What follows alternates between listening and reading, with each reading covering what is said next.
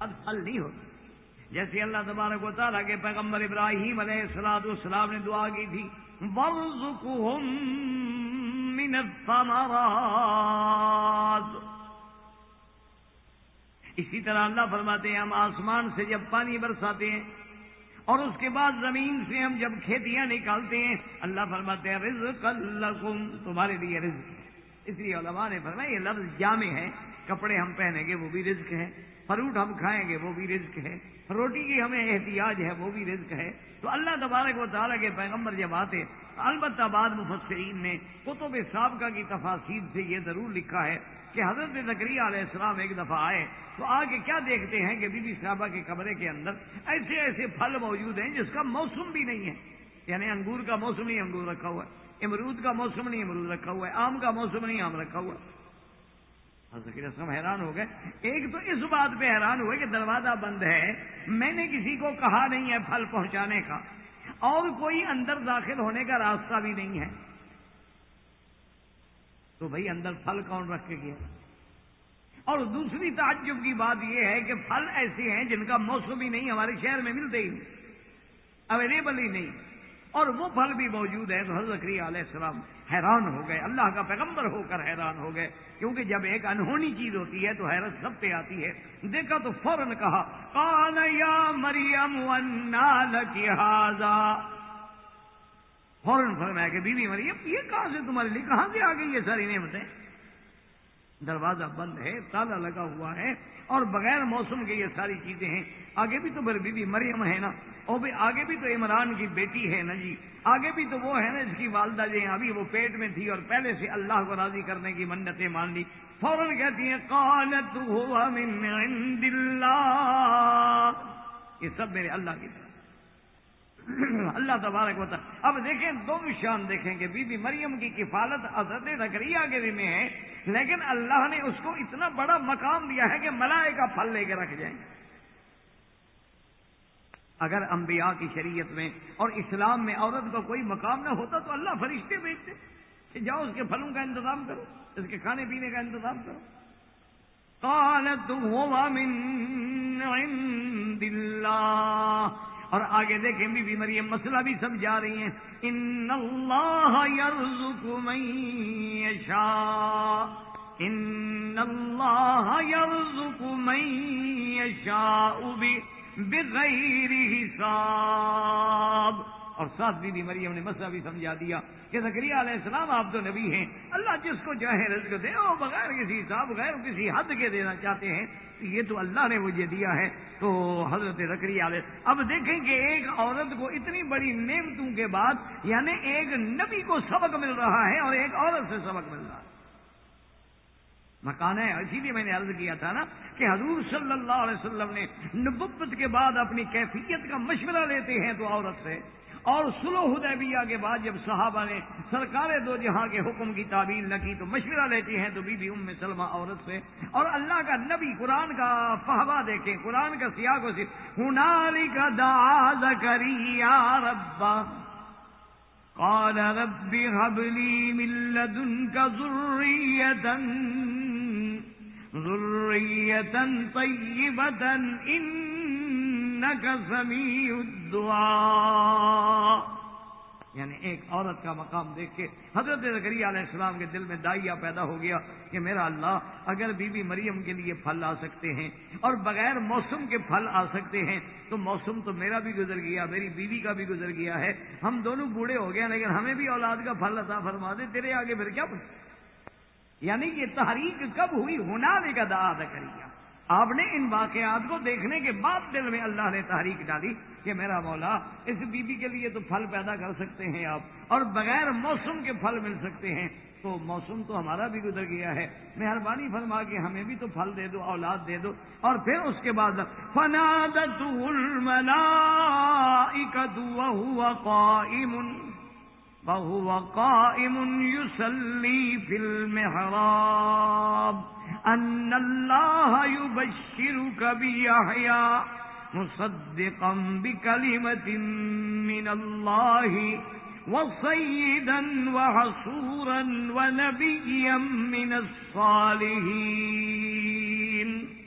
اللہ تبارک یہاں قرآن نے اس اسلوب میں بیان کیا ہے، اور سورت مریم میں آپ انشاءاللہ جا کے پڑھیں گے، وہاں اللہ نے فرمایا اذ نادى ربه نداء خفیا۔ اب حضرت زکریا نے بھی رات کی تنہائی میں تہجد کے وقت میں بڑے عجز سے، عاجزی سے، تضرع و تذلل سے دعا کی، میرا اللہ مہربانی کر مجھے بھی اولاد عطا کر دے۔ اللہ نے جبریل بھیجا کہ یا زکریا انا نبشرک بغلام اسمہ یحییٰ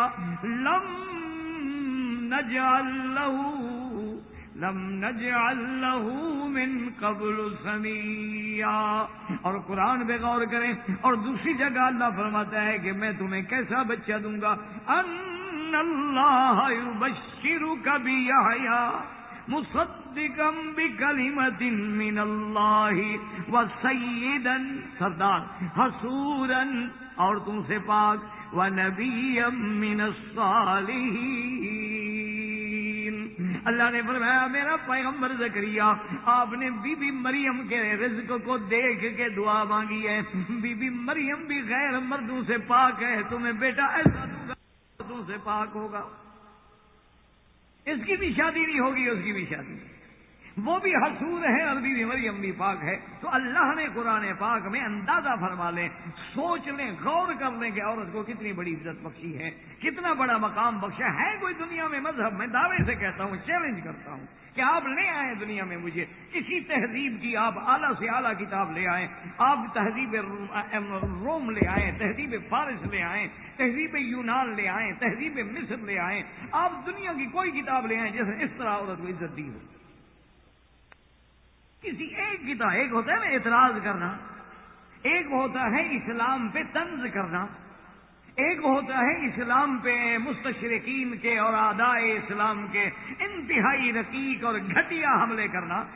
اسلام یہی عورت کی عزت ہے کہ اسے بازاروں میں نچایا جائے، یہی عورت کی عزت ہے کہ اسے یعنی شرابیوں کے اور ویسیوں کے حوالے کر دیا جائے، یہی اس عورت کی عزت ہے کہ اسے عریاں لباس کے اندر یا کبھی کبھی بغیر لباس کے آنکھوں کے سامنے لا کے لوگوں کی شہوتوں کو اور سفلی جذبات کو ابھارا جائے۔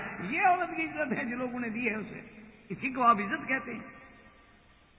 اگر یہ عزت ہے تو خدا ایسی عزت سے ہر کسی کو بچائے، ورنہ دعوے کی بات ہے۔ اب صرف انشاءاللہ اللہ نے توفیق دی تو اب ہم سب سے پہلے صرف ان خواتین محترمہ کا، ان معزز خواتین کا، ان اعلیٰ خواتین کا ذکر پڑھیں گے جن کا ذکر اللہ نے قرآن میں فرمایا ہے، اور اس کے بعد اللہ توفیق دیں گے تو پھر ہم دیکھیں گے کہ حول رسول کون سی عورتیں ہیں، پھر اس کے بعد ہم دیکھیں گے کہ مرأة مسلمہ کیا ہے، پھر ہم دیکھیں گے کہ اللہ نے اس کے نکاح و طلاق اور زواج کے جو قوانین بنائے ہیں اس میں کتنی بڑی عظمت ہے، پھر ہم دیکھیں گے جو اس کے میراث کے قوانین ہیں اس میں کتنی بڑی عظمت ہے، پھر اس طرح ہم دیکھیں گے کہ مستشرقین کے جو اعتراضات ہیں ان کے کیا جواب ہیں۔ اللہ توفیق دے اور اللہ ہمت دے۔ وما علینا الا البلاغ وآخر دعوانا الحمدللہ رب العالمین۔ للہ وکفا والصلاة والسلام علی خاتم الانبیاء سیدنا محمد المصطفى وعلى آلہ المجتبى۔ برادران اسلام، واجب الاحترام بزرگوں، دوستوں، بھائیوں، عزیز نوجوانوں، الحمدللہ دروس مسجد مستشفیٰ اسلام میں عورت کا مقام، یہ عورت اور اسلام کے ضمن میں جو درس ہو رہے ہیں اسی ضمن میں ہم نے سابقہ درس میں امرأۃ عمران کا واقعہ پڑھا تھا، اور میں نے گزارش کی تھی کہ انشاءاللہ اللہ کی توفیق سے ہم یہ دیکھیں گے اور دروس میں انشاءاللہ پڑھیں گے کہ جن عورتوں کا اللہ نے قرآن میں ذکر کیا، تو اسی سے آپ اندازہ فرمائیں کہ تمام کتب سماویہ جو اتری ہیں، یعنی جتنی اللہ نے کتابیں اتاری ہیں آسمانوں سے، سب سے افضل، اکمل، اتم، محفوظ کتاب جو ہے وہ اللہ کا قرآن۔ باقی کتابیں اپنے اپنے وقت میں آئیں، اللہ کی کتابیں تھیں، ان کی شان ہے آمنا باللہ وبکتبہ ورسلہ، لیکن وہ کتابیں محفوظ نہ رہیں. صرف ایک ہی اللہ کا قرآن ایسی جامع معنی کامل مکمل کتاب ہے کہ جس کی حفاظت اللہ نے قیامت تک اپنے ذمہ، یعنی اس کی عظمت کا اسی سے اندازہ لگائے. اسی لیے جیسے کہ تاریخ میں ایک واقعہ گزرا ہے کہ مامون بادشاہ کے دربار میں علماء آتے تھے، اور علماء جو ہیں وہ ہر مسلک سے، یعنی علماء اسلام بھی آتے، علماء نصارہ بھی آتے، علماء یہود بھی آتے، دیگر ادیان کے علماء بھی آتے اور بادشاہ کی محفل میں بیٹھتے. تو ان میں ایک یہودی عالم تھا جو بہت ہی بڑا علم والا، عقل والا، فہم والا آدمی تھا. تو شہنشاہ مامون نے اس کو دعوت دی. اس نے کہا کہ دیکھو تم اتنے بڑے عالم ہو، تم اپنی کتابوں کے بہت بڑے عالم ہو، تم حبر ہو احبار میں سے، تم اسلام کیوں نہیں قبول کرتے؟ تو اس نے کہا کہ بادشاہ سلامت بات یہ ہے کہ میں اپنے دین کو نہیں چھوڑ سکتا، میں دین یہودیت پہ ہوں اور میں اسی پہ رہوں گا، میں اپنے دین کو چھوڑنے کے لیے تیار نہیں ہوں. بادشاہ نے کہا ٹھیک. اتفاق کی بات ہے کہ 1 سال کے بعد کسی علمی مجلس کے تقریب میں وہی عالم جس کو مامون نے دعوت دی تھی پھر شریک ہوا. تو شہنشاہ مامون کہتے ہیں کہ میں حیران ہو گیا کہ اس کے اٹھنے سے، بیٹھنے سے، آداب سے مجھے ایسے لگ رہا تھا یہ تو مسلمان ہے. تو بہرحال تقریب جب ختم ہو گئی اور تقریب میں اس نے تقریر بھی کی اور باقاعدہ واضح ہو گیا کہ وہ مسلمان ہے. تو مامون کہتے ہیں کہ میں نے اس کو بلا کے پوچھا کہ جب میں نے تمہیں دعوت دی تھی کہ اسلام قبول کرو تو تم نے انکار کر دیا. حالانکہ اگر اس وقت تم میری بات مان لیتے تو ہو سکتا ہے میں تمہیں کسی بڑے سے بڑے منصب پہ لے جاتا، لیکن آج تم مسلمان ہو کے میرے سامنے آئے ہو، اس کی کیا وجہ ہے؟ اس نے کہا کہ مامون بات یہ ہے کہ اصل وجہ یہ ہے کہ آپ نے جب مجھے دعوت دی تھی اس وقت میرا ذہن، میرا دماغ اسلام کی طرف مائل نہیں تھا، لیکن ایک تحریک ہو گئی، طبیعت میں ایک تحریک پیدا ہو گئی. اسی لیے بزرگان کہتے ہیں کہ دین کے بارے میں کوئی نہ کوئی چھوٹی سی بات بھی ہو اس کو چھوٹا نہ سمجھو، اسی طرح برائی کی بھی بات کو چھوٹا نہ سمجھا کریں. سیدہ عائشہ صدیقہ رضی اللہ تعالی عنہ کو حضور نے فرمایا کہ ایاک ومحقرات الذنوب، آپ نے فرمایا عائشہ خبردار، خیال کیا کرو، یہ نہ سمجھا کرو کہ یہ تو معمولی بات ہے، یہ کوئی چھوٹا سا گناہ ہے، صغیرہ ہے، کیا حرج ہے، کوئی ایسی بڑی بات تو ہے نہیں، وہ بہت بڑا گناہ تو نہیں ہے، ایک معمولی گناہ ہے. تو اس لیے علماء نے، محدثین نے لکھا ہے کہ آپ نے دیکھا ہوگا کہ جب آگ جلتی ہے تو ہمیشہ چھوٹی لکڑیوں سے جلائی جاتی ہے. بڑی لکڑی تو درمیان میں رکھ دیں گے، نیچے چھوٹی چھوٹی لکڑیاں ہوتی ہیں، ان کو آگ لگتی ہے تو بڑی کو بھی پکڑ لیتی. یہی چھوٹے گناہ جو ہیں بڑے گناہ کے پیدا ہونے کا ذریعہ بنتے ہیں. اور اسی طرح جو ہے دین کے بارے میں چاہے کوئی چھوٹی سی بات ہو یا چھوٹا سا عمل ہو، کبھی کبھی وہ بہت بڑی ہدایت کا ذریعہ بن جاتا ہے. اسی طرح تاریخ میں ایک واقعہ آتا ہے حضرت مدنی رحمۃ اللہ علیہ کے بارے میں.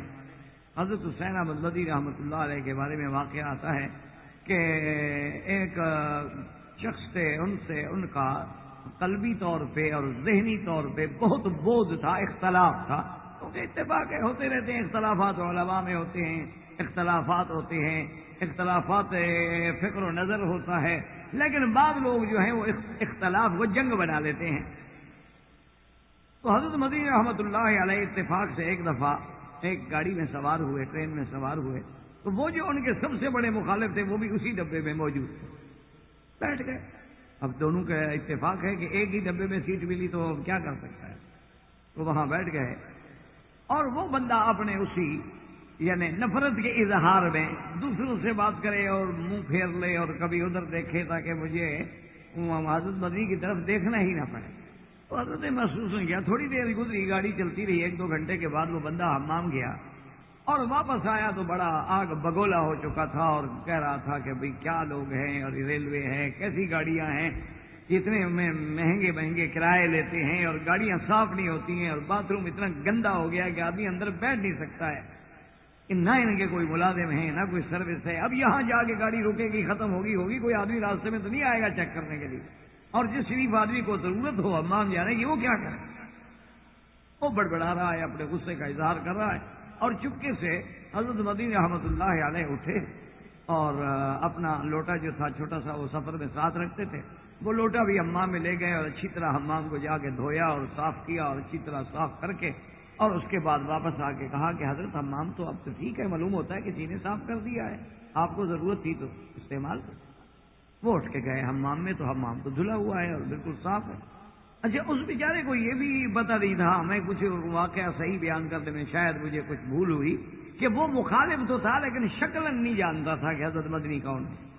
ایک ہوتا ہے نظریے کا مخالف بھی آدمی شروع ہو جاتا ہے. جیسے آج کوئی آدمی علامہ اقبال کا مخالف والے کو اقبال دیکھا بھی نہیں ہوگا، یہ ہوتا. تو خیر جب وہ گیا تو اس کو بھی ضرورت تھی بیچارے کو، حاجت تھی حمام جانے کی، بات جانے کی. واپس آیا تو بات بالکل ٹھیک ہے، صاف ہے. تو اس نے لوگوں سے پوچھا کہ یار یہ کون آدمی ہے، اور کوئی ملازم تو آیا نہیں صفائی کرنے والا.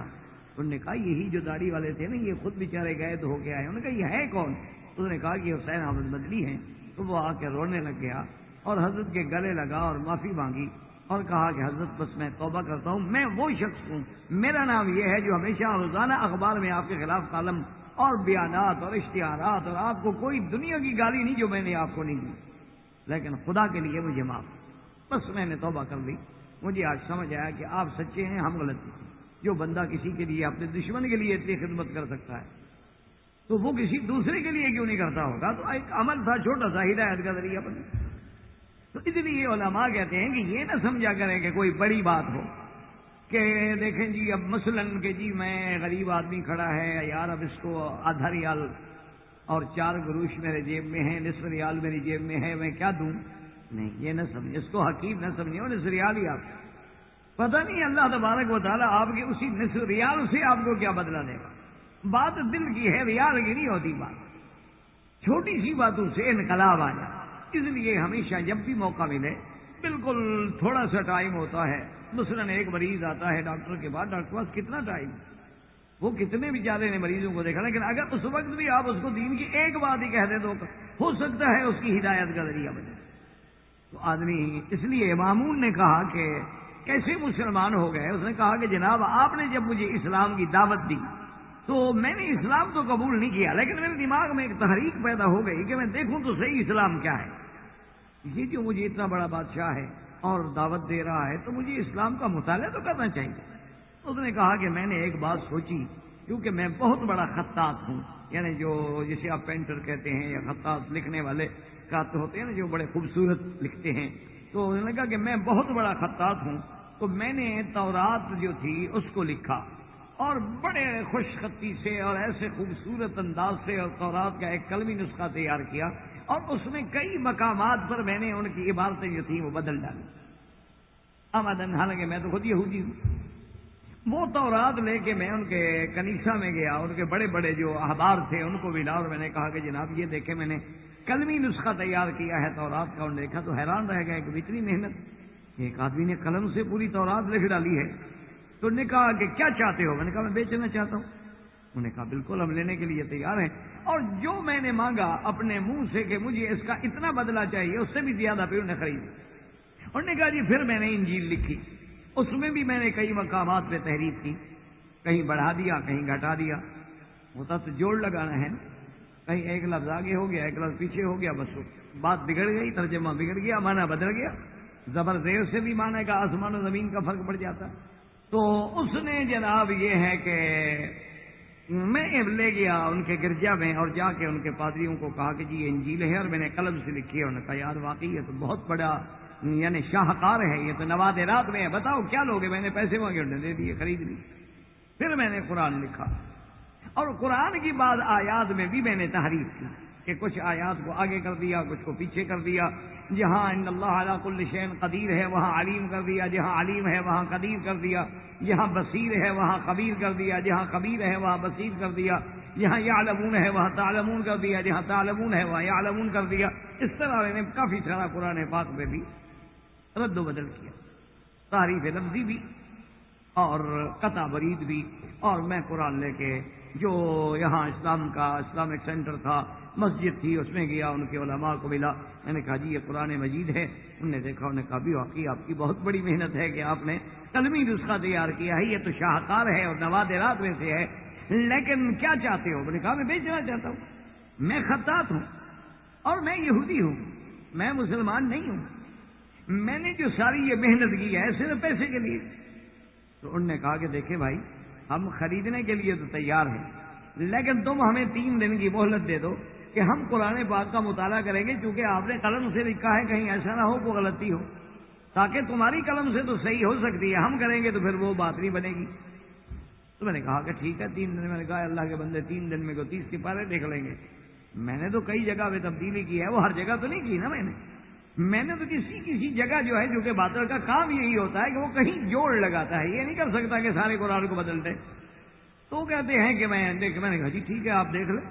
تو کہتا ہے کہ جب 3 دن کے بعد میں گیا تو جتنا میں نے غلطیاں کی تھی قرآن میں وہ ساری لکھ کے انہوں نے رکھی ہوئی تھی کہ فلاں صفحے میں تم نے یہ غلط لکھا ہے، فلاں پہ یہ غلط لکھا ہے، فلاں پہ یہ غلط لکھا ہے، فلاں پہ یہ غلط لکھا ہے، فلاں پہ یہ غلط لکھا ہے، پہلے اس کو ٹھیک کرو ورنہ ہم تو نہیں لیتے۔ تو میں نے کہا کہ تم یہ لو نہ لو وہ میں ٹھیک کر دیتا ہوں، لیکن مجھے کلمہ پڑھا دو۔ میں سمجھ گیا کہ نہ یہودیت محفوظ ہے نہ نصرانیت محفوظ ہے، اگر دین محفوظ ہے تو صرف دین اسلام محفوظ ہے، کہ جن کی کتاب ہی ختم ہو جائے وہ دین کیسے بچے گا؟ لیکن یہ قرآن کی اتنی عبادت ہے کہ 3 دن میں 30 پارے پڑھ کے ان نے میری ایک غلطی بھی نہیں چھوڑی جس کو نہ پکڑا ہو۔ تو جب ان کے عام آدمیوں کے اندر اتنا علم ہے تو تابعین میں کتنا ہوگا، صحابہ میں کتنا ہوگا، ان کے پاک پیغمبر میں کتنا ہوگا؟ تو میں نے کہا مجھے کلمہ پڑھا دو۔ یہ میں نے آمدن کیا اور میں نے کلمہ پڑھ لیا۔ اس نے کہا بادشاہ مامون سے کہ یہ سبب بنا میرے مسلمان ہونے کا، میں اسلام لے آیا کہ یہ دین محفوظ ہے، اس میں کوئی تغیر و تبدل نہیں ہو سکتا۔ بڑی دنیا نے زور لگائے لیکن کچھ بھی، بڑے لوگوں نے جیسے روافض نے، آپ ترجمہ مقبول دیکھیں، اس نے بھی جوڑ لگایا لیکن نہیں چل سکے۔ تو اس لیے اب جناب یحییٰ ابن اکثم کہتے ہیں کہ یہ بادشاہ مامون کی دربار کا جو واقعہ تھا اسی سال میں حج پہ آیا۔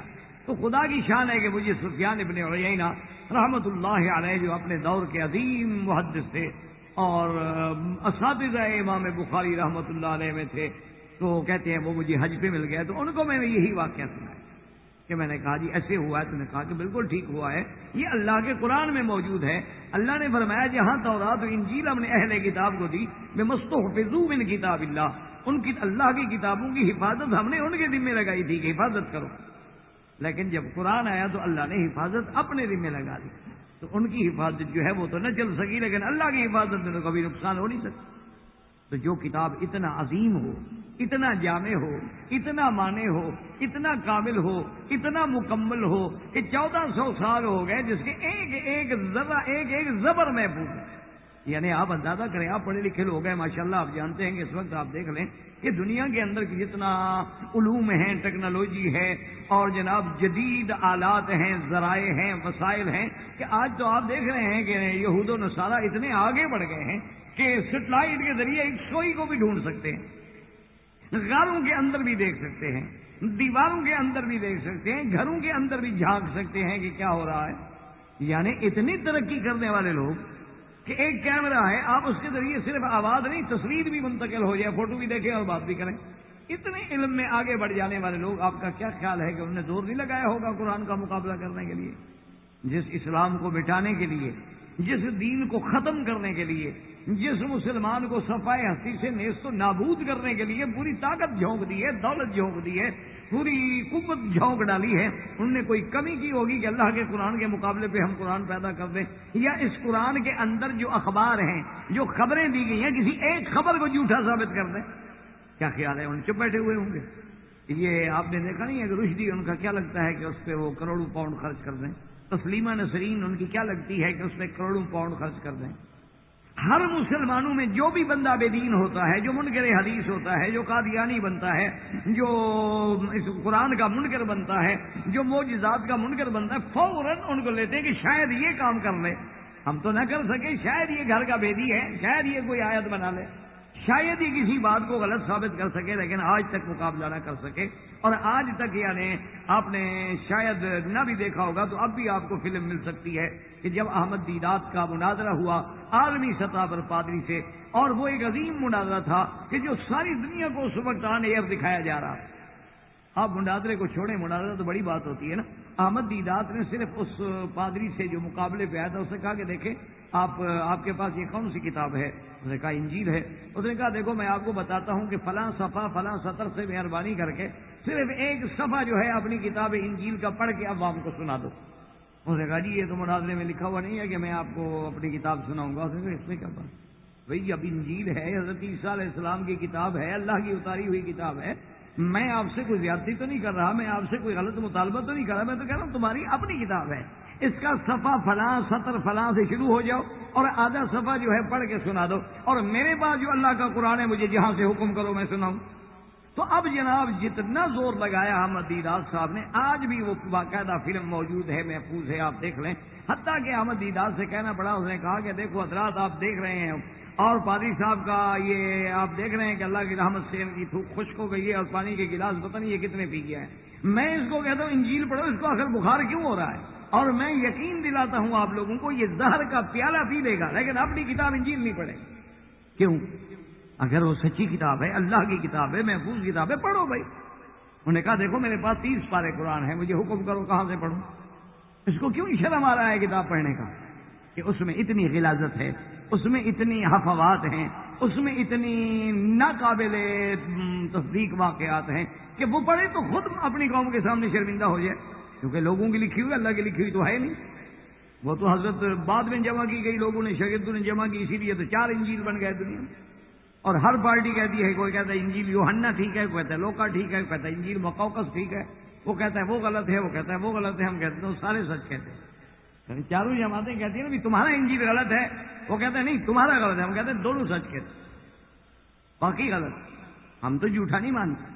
تو اس لیے میں ساری یہ بات، ساری توحید اس لیے باندھ رہا ہوں کہ خدا کے لیے میرے نوجوان بچوں کو، بھائیوں کو بات سمجھ آئے کہ اتنی بڑی عظیم کتاب میں اگر اللہ کسی عورت کا ذکر کرے تو عورت کا کتنا بڑا مقام ہوگا. ایسی عظیم کتاب میں عورت اگر ایک معمولی سی چیز ہے، ذکر کرنے کی ضرورت ہی نہیں. معمولی چیزوں کا کون ذکر کرتا ہے؟ یعنی اللہ تبارک و تعالیٰ اپنی اس عظیم کتاب میں صرف عورت کا ذکر نہ کرے بلکہ پورے قرآن کی سورت کا نام بھی سورت مریم رکھ دیا جائے. تو اسی سے آپ اندازہ کریں کہ اسلام نے عورت کو کتنی بڑی عزت و عظمت بخشی ہے، کتنا بڑا مقام بخشا ہے کہ اپنی اس عظیم کتاب میں جس کی حفاظت کا ذمہ دار خود خدا ہے، جس کے ایک ایک لفظ اور معنی کی حفاظت کا ذمہ دار خدا ہے، اس میں اللہ نے پوری ایک سورت کا نام ہی سورت مریم رکھ دیا. اور پھر سورت مریم میں نہیں، سورت انبیاء میں، سورت مریم میں، سورت آل عمران میں ہر جگہ ذکر کیا اور عجیب عجیب اسلوب سے ذکر کیا. کہیں فرمایا وذکر فی الکتاب مریم، اور کہیں فرمایا کہ بی بی نے جب منت مانی تھی انی سمیتھا مریم، اور کہیں قرآن کہتا ہے مریم ابنت عمران التی احسنت فرجہا فنفخنا فیہ من روحنا وصدقت بکلمات ربہا وکتبہ وکانت من القانتین. اگر اسلام کی نظروں میں عورت کا کوئی مقام نہیں ہے، اسلام کی نظروں میں عورت ایک نعوذ باللہ ایک ذلیل اور ایک گری ہوئی چیز ہے، اس کے کوئی حقوق نہیں، اس کی کوئی عظمت نہیں، کوئی عزت نہیں، وہ بالکل نعوذ باللہ پاگل ہے، عقل سے فارغ ہے، تو اللہ نے قرآن میں ذکر کیوں کیا؟ بلا وجہ اسلام پہ الزام نہ لگایا جائے، بلکہ اسلام کے ایک ایک کتاب میں، قرآن میں، حدیث میں، فرمان رسول عربی میں، فرمان خلفائے راشدین میں، پھر ان کے صرف اقوال میں نہیں، ان کے عمل میں ملاحظہ کریں کہ عورت کتنا بلند مرتبہ رکھتی ہے اسلام. لیکن خدا کرے وہ عورت ہو. اب اگر میرا بھائی عورت نہ رہے تو پھر ہمارا کیا قصور ہے؟ اگر عورت کو عزت تب ملے گی نا جب وہ عورت ہو. اگر ایک عورت اپنے آپ کو عورت ہی نہ سمجھے تو اس کو تو سمجھانے کے لیے نہ کسی عالم کی دلیل کام آ سکتی ہے اور نہ کسی کتاب کے اقوال کام آ سکتے. تو اللہ تبارک و تعالیٰ نے، میں نے عرض کیا تھا کہ بی بی مریم کی کفالت کا واقعہ ذکر کیا. پھر سیدنا زکریا علیہ السلام کے گھر میں آ کے حضرت زکریا کی کفالت کرنا اور ان کے کرامات کے طور پہ اللہ تبارک و تعالیٰ نے اس کے کمرے میں پھلوں کا بھجوانا، یہ تمام واقعات کے بعد اب بھی مریم جب جوانی پہ پہنچی تو اللہ نے اس واقعے کو ان سورت مریم میں ذکر کیا ہے کہ میرے محبوب یاد کریں وذکر فی الکتاب مریم، کہ اللہ کے قرآن میں جو بی بی مریم کا قصہ ہے اس کو یاد کریں. یہی تو وجہ تھی کہ جب سرکار دو عالم صلی اللہ علیہ وسلم کے صحابہ ہجرت کر کے حبشہ پہنچے، کیونکہ ان کو خبر ملی تھی کہ کان ملکا عادلا، کہ نجاشی جو ہے ایک عادل بادشاہ ہے اور اس کے ملک میں کسی کو تکلیف نہیں ہوتی، تو صحابہ مجبور ہو کے ہجرت کر کے حبشہ چلے گئے. قریش مکہ کو جب پتہ چلا تو انہوں نے بھی ایک وفد بھیجا کہ بھی اگر ان کو حبشہ میں ٹھکانہ مل گیا تو یہ تو ایک قوت بن جائیں گے، طاقت بن جائیں گے. انہوں نے جناب فوری طور پہ انعام، اکرام، تحفے، تحائف دے کے جناب بھیجا ان کو، اور کہ نجاشی سے بات کریں کہ جی یہ ہمارے غلام ہیں، ہمارے ملازم لوگ ہیں، ہمارے مخالف ہیں، بھاگے ہوئے ہیں اور آپ کے ملک میں پناہ دے رہے ہیں، مہربانی کر کے ان کو فوراً واپس. یعنی آپ اندازہ کریں تاریخ اپنے آپ کو دہراتی ہے کہ اسلام کو ادوار سابقہ بھی یہی عالم تھا کہ جو مسلمان کہیں گیا یہ مجرم ہے پناہ نہ دو، اس کو پکڑو. اور آج وہی تاریخ ہے آپ کے سامنے. وہ جناب جب قریش کا وفد پہنچا تحائف لے کر اور بڑے اکرام سے احترام سے بادشاہ کو ملا اور اس کے بعد درخواست کی، کیونکہ باطل قوتیں جو ہیں وہ تو پھر جناب اکرام انعام سے فیصلے کرتی ہیں نا جی. آج بھی آپ دیکھ لیں ہر مجرم پر انعام ہوتے، تاریخ تو ایک ہے. لیکن چونکہ وہ بادشاہ جو ہے وہ عادل تھا عاقل تھا، فہیم تھا، اس نے کہا تم مکے کے سردار ہو، میں تمہارا استقبال کرتا ہوں، اہلاً و سہلاً. لیکن جن لوگوں نے میرے ملک میں پناہ لی ہے ان کو صرف آپ کے کہنے سے میں نہیں نکال سکتا کہ پکڑ کے حوالے کر دوں. میں تحقیق کروں گا کہ وہ کیا ہے، کیوں بھاگے. اگر آپ کا معاملہ درست ہے، آپ سچے ہیں، تو وہ مجرم ہے، میں پکڑ کے آپ کے حوالے کروں گا. اور اگر وہ بے گناہ ہے تو پھر مجھ سے توقع نہ کریں. تو اس ضمن میں اس نے صحابہ کو بھی بلایا جس میں حضرت جعفر بھی تھے رضی اللہ تعالیٰ. اب قریش گھبرا گئے، کیونکہ جب اگر عدل و انصاف سے بات کی جائے تو پتہ لگ جاتا ہے کہ مجرم کون ہے، پکڑنے والے مجرم ہیں یا بھاگنے والے مجرم. تو حضرت جعفر جب آئے تو قریش نے بھی سازش کی، اور وہاں کے جو دیگر ادیان کے لوگ تھے انہوں نے بھی سازش کی. انہوں نے بادشاہ سے یعنی ایسے انداز پہ انہوں نے کہا کہ ان سے پوچھو کہ یہ عیسیٰ علیہ السلام کے بارے میں کیا عقیدہ رکھتے ہیں اور یہ بی بی مریم کے بارے میں کیا عقیدہ رکھتے ہیں. نے کہا یہ مسلمان ہیں، یہ تو محمد مصطفیٰ کو مانتے ہیں نا، یہ تو نہ عیسیٰ کو مانتے ہوں گے علیہ السلام اور نبی بھی مریم علیہ السلام کو مانتے ہوں گے. جب وہ کہیں گے جی ہم نہیں جانتے یا کہیں گے جی ہم نہیں مانتے تو پھر بادشاہ غصے میں آئے گا، جلال میں آئے گا، ہمارا کام تو ہو گیا نا. کیونکہ اب یہ مجرم ثابت کرنا کہ وہ مکے سے چوری کر گئے کیسے ثابت کریں، یہ تو کر نہیں سکتے. مکے میں کسی کو قتل کیا یہ بھی ثابت نہیں کر سکتے، ڈاکہ مارا یہ بھی ثابت نہیں کر سکتے، کوئی دولت لوٹ کے لے گئے یہ بھی ثابت نہیں کر سکتے، تمہارے غلام ہیں خریدے ہوئے عبید ہیں یہ بھی ثابت نہیں کر سکتے. انہوں نے پھر یہ سوچا کہ جب لڑانا ہو تو پھر مذہب کا سہارا لیا جائے. اب عیسیٰ علیہ السلام کے نام پہ اور بی بی مریم کے نام پہ لڑاؤ. تو بادشاہ کے دماغ میں یہ باتیں ڈال دی گئیں. بادشاہ نے پوچھا کہ بھئی کون لوگ ہو؟ انہوں نے کہا جی ہم مکے سے آئے ہیں اور ان سرداروں کے جو آج آپ کی دربار میں بیٹھے ہیں ان کے ظلم سے تنگ ہو کر آپ کا نام سنا تھا، آپ کے ملک میں مظلوم ہیں، ہم پناہ لینے کے لیے، ہم اپنی جان بچانے کے لیے تمہارے ملک میں آئے ہیں. ہمارا کوئی جرم نہیں، ہم نے کوئی ڈاکہ نہیں مارا، ایک اللہ کا نبی ہے جس کا ہم کلمہ پڑھتے ہیں اور انہوں نے ہم پر جو ظلم و ستم کے پہاڑ توڑ ڈالے ہیں. اب ہم نے یہی سوچا کہ بھئی ان کا ملک ان کو مبارک ہو، ہم کسی جگہ تو جائیں چین کے ساتھ چند دن زندگی ایک گزار سکیں. بادشاہ بڑا متاثر ہوا. اس نے کہا اچھا، انہوں نے کہا اچھا یہ بتاؤ کہ بی بی مریم کے بارے میں تمہارا کیا عقیدہ ہے؟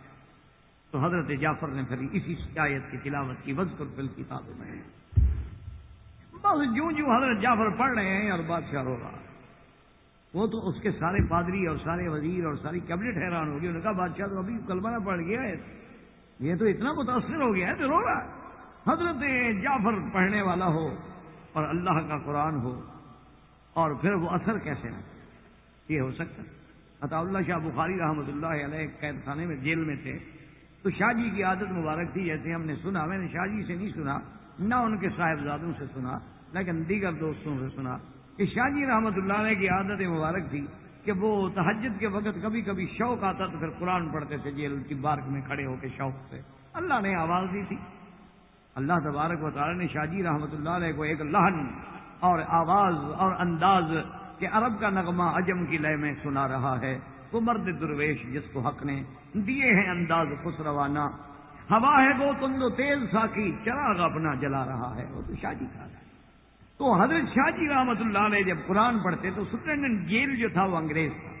اس نے دوسرے دن اپنے چیف کو خط لکھا کہ یہ قیدی جو میرے پاس فلاں نام کا عطا اللہ شاہ نام کا قیدی نمبر فلان میری بارک میں ہے، اس کو مہربانی کر کے میری جیل سے نکالو، میری تو بیوی مسلمان ہونے والی ہے.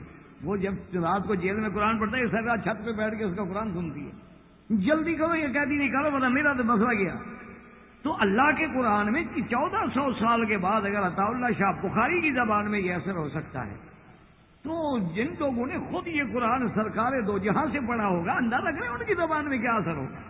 ہم تو ایک تصور ہی کر سکتے ہیں نا، ایک خیال ہے، سوچ تو نہیں اس مقام کو تو حضرت جعفر نے جب یہ تلاوت کی کہ وذکر فی الکتاب مریم اذ انتبذت من اہلہا مکانا شرقیا فاتخذت من دونہم حجابا، اور نجاشی رو رہا ہے، اور اس کے بعد جب آپ نے تلاوت ختم کی اس نے کہا اچھا یہ بھی بتا دو کہ عیسیٰ علیہ السلام کے بارے میں کیا عقیدہ ہے؟ انہوں نے کہا بادشاہ سے کلمۃ اللہ و روح منہ، کہ عیسیٰ علیہ السلام اللہ کے رسول ہیں، اللہ کی کلمہ ہے، اور اللہ پاک نے رفعہ اللہ الیہ، آسمانوں پہ انہیں زندہ بٹھایا ہے، وانہ سینزل، واز قیامت سے پہلے اتریں گے۔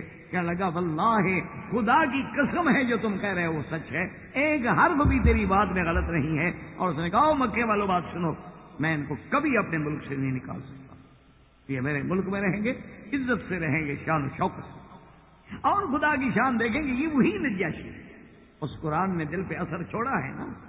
ہم تو قرآن پڑھتے نہیں نا میرا بھائی، ہم تو قرآن میں تدبر نہیں کرتے۔ افلا یتدبرون القرآن ام علی قلوب اقفالها، اللہ نے فرمایا کیوں قرآن میں تدبر نہیں کرتے ہو؟ کیا ان کے دلوں پہ تالے لگ گئے؟ ہم تو قرآن میں غور نہیں کرتے، ہم تو قرآن کو ایک بس زیادہ سے زیادہ ایک مقدس کتاب، اور آج کل کا جو مجید نوجوان طبقہ ہے ان کے نزدیک تو وہ تنی تقدس بھی کتنا ہے، مرضی آتی ہے پڑھ لیتے ہیں، مرضی آتی ہے سرانے رکھ کے سو جاتے ہیں، مرضی آتی ہے تو جناب ایک ہاتھ میں جوتا ہے اسی میں قرآن بھی ساتھ پکڑا ہوا۔ اب ان کو آدمی کیا کہہ سکتا ہے؟ ماں سوا اللہ سے دعا کر دیں کہ اللہ ہدایت عطا فرمائے۔ ابھی جناب آپ اندازہ فرمائیں کہ کبھی آدمی، آپ نے دیکھا ہے کبھی آپ روٹی لیں بازار سے، اگر روٹی خریدیں تمیز یا حب، روٹی اور جوتی بھی کبھی آپ نے کٹھی پکڑی ہے؟ یعنی قرآن کی قیمت آپ کے نزدیک اس 4 آنے کی روٹی کے برابر بھی نہیں ہے، اور پھر دعویٰ کرتے ہو کہ ہمیں علم ہے۔ اللہ تبارک و تعالی رحمت فرمائے۔ تو یہی وہ قرآن کی تاثیر تھی کہ اللہ نے نجاشی کو اسلام نصیب کیا، نجاشی مسلمان ہو گیا، اور یہ وہی نجاشی ہے کہ جس نے بی بی ام حبیبہ کا نکاح محمد مصطفیٰ سے کیا۔ حضور صلی اللہ علیہ وسلم کا وکیل جو ہے بادشاہ تھا نجاشی، اور اسی نے اپنی طرف سے حق المہر ادا کی، تمام اخراجات دیے، خرچہ دیا، اعزاز و اکرام کے ساتھ بی بی ام حبیبہ رضی اللہ تعالیٰ عنہ کو مدینے بھیجا۔ اور یہ وہی نجاشی ہے، اس قرآن کی تاثیر ہے کہ جب وہ فوت ہوتا ہے حضور صلی اللہ علیہ وسلم اپنے صحابہ کو کہتے ہیں مات اخیکم النجاشی، آج تمہارا بھائی نجاشی فوت ہو گیا، آؤ ہم اس پہ جنازہ پڑھیں۔ اور ایک حدیث میں ہے کہ صلوا علی اخیکم النجاشی، اپنے بھائی نجاشی پہ جنازہ پڑھو، اور حضور نے غائبانہ جنازہ پڑھا، جس سے بعض ائمہ نے یہ دلیل پکڑی ہے کہ کسی آدمی کا غائبانہ جنازہ پڑھا جا سکتا ہے۔ اسی وجہ سے غائبانہ جنازہ پر امام شافعی رحمۃ اللہ علیہ اور امام احمد بن حنبل رحمۃ اللہ علیہ اس بات کے قائل ہیں کہ غائبانہ نماز جنازہ جو ہے وہ جائز ہے، جیسے کہ حضور نے نجاشی کی پڑھی ہے، لیکن امام ابو حنیفہ رحمۃ اللہ علیہ قائل نہیں۔ امام ابو حنیفہ فرماتے ہیں کہ غائبانہ جنازہ نہیں ہوتا، وہ فرماتے ہیں کہ غائبانہ جنازہ اگر ہوتا ہے تو حضور پاک نے صرف نجاشی کا ہی کیوں پڑھا؟ کئی صحابہ شہید ہوتے رہے، ان کا کیوں نہیں پڑھا؟ حضور کے کئی صحابہ جنگوں میں شہید ہوئے، بڑے بڑے علماء صحابہ شہید ہوئے، حضور کو خبر دی گئی، لیکن حضور نے ان کا غائبانہ جنازہ کیوں نہیں پڑھا؟ تو امام ابو حنیفہ فرماتے ہیں کہ دراصل یہ معجزہ تھا محمد رسول اللہ کا کہ اللہ نے نجاشی کی موت کی خبر دی اور نجاشی کو حضور کے سامنے کر دیا، جیسے بیت المقدس کو سامنے کر دیا تھا۔ اس لیے وہ ہم سے تو چاہے غائب ہو لیکن حضور سے غائب والی بات ہی نہیں۔ اسی لیے وہ فرماتے ہیں کہ اگر غائبانہ جنازہ جائز ہوتا تو حضور نے فرمایا کہ وہ بی بی کہاں ہے جو میری مسجد کی صفائی کرتی تھی؟ انہوں نے کہا یا رسول اللہ وہ تو فوت ہو گیا۔ فرمایا میں نے کہا تھا دلونی، مجھے بتاؤ، میں نے تمہیں پہلے کہا تھا کہ اخبرونی، اگر اس کو موت آ جائے تو مجھے بتانا، میں جنازہ پڑھوں گا۔ انہوں نے کہا یا رسول اللہ رات کا وقت تھا، اور جنازے کے میں لیٹ کرنا، دفن میں لیٹ کرنا بھی آپ کے فرمان کے خلاف ہے، اور بیچاری ایک بوڑھی عورت تھی، خادمہ تھی مسجد کی، ہم نے کہا حضور کو جگائیں اور رات کو اٹھائیں جی، آپ جنازے کے لیے تشریف لے آئیں، تو ہم نے جنازہ پڑھ کے دفن کر دیا، اور انہوں نے دلونی علی قبر، مجھے اس کی قبر دکھاؤ۔ حضور صلی اللہ علیہ وسلم کو صحابہ نے قبر دکھائی، فصلى، حضور قبر پہ کھڑے ہو گئے، آپ نے پھر جنازہ پڑھا۔ تو امام ابو حنیفہ فرماتے ہیں کہ اگر غائبانہ جنازہ ضروری ہے تو مسجد میں کھڑے ہو کے پڑھ لیتے، قبر میں جانے کی ضرورت کیا تھی؟ بہرحال یہ تو اہل علم کے مسائل ہیں، اللہ پاک کروڑوں رحمتیں فرمائے۔ اللہ کا شکر ہے کہ ہم تو کسی بھی امام کے بارے میں، ہم تو کسی بھی ائمہ کے بارے میں، ہم تو کسی بھی اہل علم کے بارے میں، اللہ کا شکر ہے، اللہ بچائے بے ادبی سے، ہم تو زبان نہیں کھولتے، لیکن یہ معنی نہیں ہوتا کہ باقی ائمہ کے پاس دلائل نہیں ہوتے، یہ بات نہیں۔ تو اس لیے بہرحال جناب تو یہ وہ واقعہ مبارکہ ہے کہ اللہ فرماتے ہیں کہ میرے محبوب یاد کریں کہ اس بی بی مریم کا اذن تبذت من اہلہا مکانا شرقیہ کہ وہ دور اپنے اہل سے شرقی جانب میں چلی گئیں تو فاتخذت من دونہم حجابا اور بالکل الگ تھلگ ہو گئی. اب بعض مفسرین فرماتے ہیں کہ ان دنوں میں بی بی صحابہ کے ایام کے دن لیکن یہ بات نہیں, عبادت کے لیے وہ الگ ہوئی. اب اللہ نے فرمایا فَأَرْسَلْنَا إِلَيْهَا رُوحَنَا فَتَمَثَّلَ لَهَا بَشَرًا سَوِيًّا. اللہ فرماتے ہیں کہ ہم نے جبریل علیہ السلام کو بھیجا اور جبریل علیہ السلام جو ہے ایک انسان کی شکل میں آئے, کیونکہ جبریل علیہ السلام اپنی اصلی حالت میں ہوں تو کوئی دیکھ ہی نہیں سکتا. اب بی بی صاحبہ نے دیکھا دور سے کہ ایک جوان ہے اور انسان ہے اور خوبصورت شکل والا آدمی ہے اور وہ بڑھا چلا آ رہا ہے اور میری طرف ہی آ رہا ہے. قالت انی اعوذ بالرحمن منک ان کنت تقیا. بی بی صاحبہ نے فوراً کہا کہ میں اللہ کے نام سے, رحمان کے نام سے پناہ مانگتی ہوں, اگر تم اللہ سے ڈرنے والے ادھر کیوں آ رہے ہیں. اب ایمان سے اندازہ کریں کہ بی بی مریم کو ماننے والے, بی بی مریم کو اللہ کی بیوی کا رتبہ دینے والے, بی بی مریم کو تثلیث میں الوہیت کے مقام پہ لے جانے والے اگر آج عورت کی بے پردگی کے قائل ہو جائیں تو ہمارا قصور ہے. یعنی ذرا آپ غور کریں کہ موجودہ دور میں اپنے آپ کو عیسائی کہنے والے, مسیحی کہنے والے جو یہ عقیدہ رکھتے ہوں کہ ثالث و ثلاثہ ان تین میں ایک خدا ہے, جن کے نزدیک یہ عقیدہ ہو کہ بی بی مریم اتنا مقدس ترین مقام کی بی بی ہے کہ جب عیسیٰ علیہ السلام خدا کا بیٹا ہے تو بی بی مریم تو بیوی خود بخود ہو گئی نا. بھئی عیسیٰ علیہ السلام کو جو ابن اللہ مانتے ہیں, اللہ کا بیٹا مانتے ہیں, تو گویا بی بی مریم خدا کی بیوی ہو گئی. نعوذ باللہ ثم نعوذ باللہ. آج وہی قوم یہ کہے کہ نہیں یہ پردہ کرنا اور مرد و عورت کا دور رہنا جو ہے یہ حقوق نسواں کے خلاف ہے, یہ حقوق انسانیت کے خلاف ہے, یہ آزادی کے خلاف ہے. تو پہلے بی بی مریم سے پوچھو وہ کیوں چیخ رہی ہے ایک بندے کو دیکھ کر, ورنہ وہ تو بالکل کھڑی ہوتی ماشاءاللہ, شیک ہینڈ کرتی, ہاتھ بھی لاتی, باقاعدہ ہیلو کرتی, ہائے کرتی, استقبال کرتی ان کا. تو اب آپ خود فیصلہ کریں, کم سے کم ہمارے قرآن کو نہ مانو, ہمارے نبی کے فرمان کو نہ مانو, اپنی بی بی مریم کی بات کو تو مانو. خدا کے لیے کچھ تو غور کرو نا, آپ صرف ہمیں الزام تو نہ دو. لیکن یہ قوم بڑی عجیب ہے. اچھا ادھر تو بی بی مریم کا اتنا تقدس ہے اور ادھر ان کے ہاں ایک شراب ملتی ہے, اس کا نام ہے بلڈی میری. شراب کا نام رکھا ہو, شراب کے جیسے نام رکھتے ہیں نا, ایک شیمپین ہے, یہ وائن ہے, یہ وہسکی ہے, یہ جناب جونی واکر ہے, یہ جناب جو ہے پتہ نہیں کیا کیا بلائیں ہیں, بڈ کا ہے, یہ اللہ کا عذاب کا ایک اور کوئی ٹکڑا ہے, یہ کئی بلائیں ہوتی ہیں. تو اس میں ایک شراب کا نام بلڈی میری بھی ہے, میری سے مراد مریم. اب اس قوم کا کوئی علاج ہے جو شراب کا نام رکھے ادھر خدا کی بیوی بنا ڈالیں.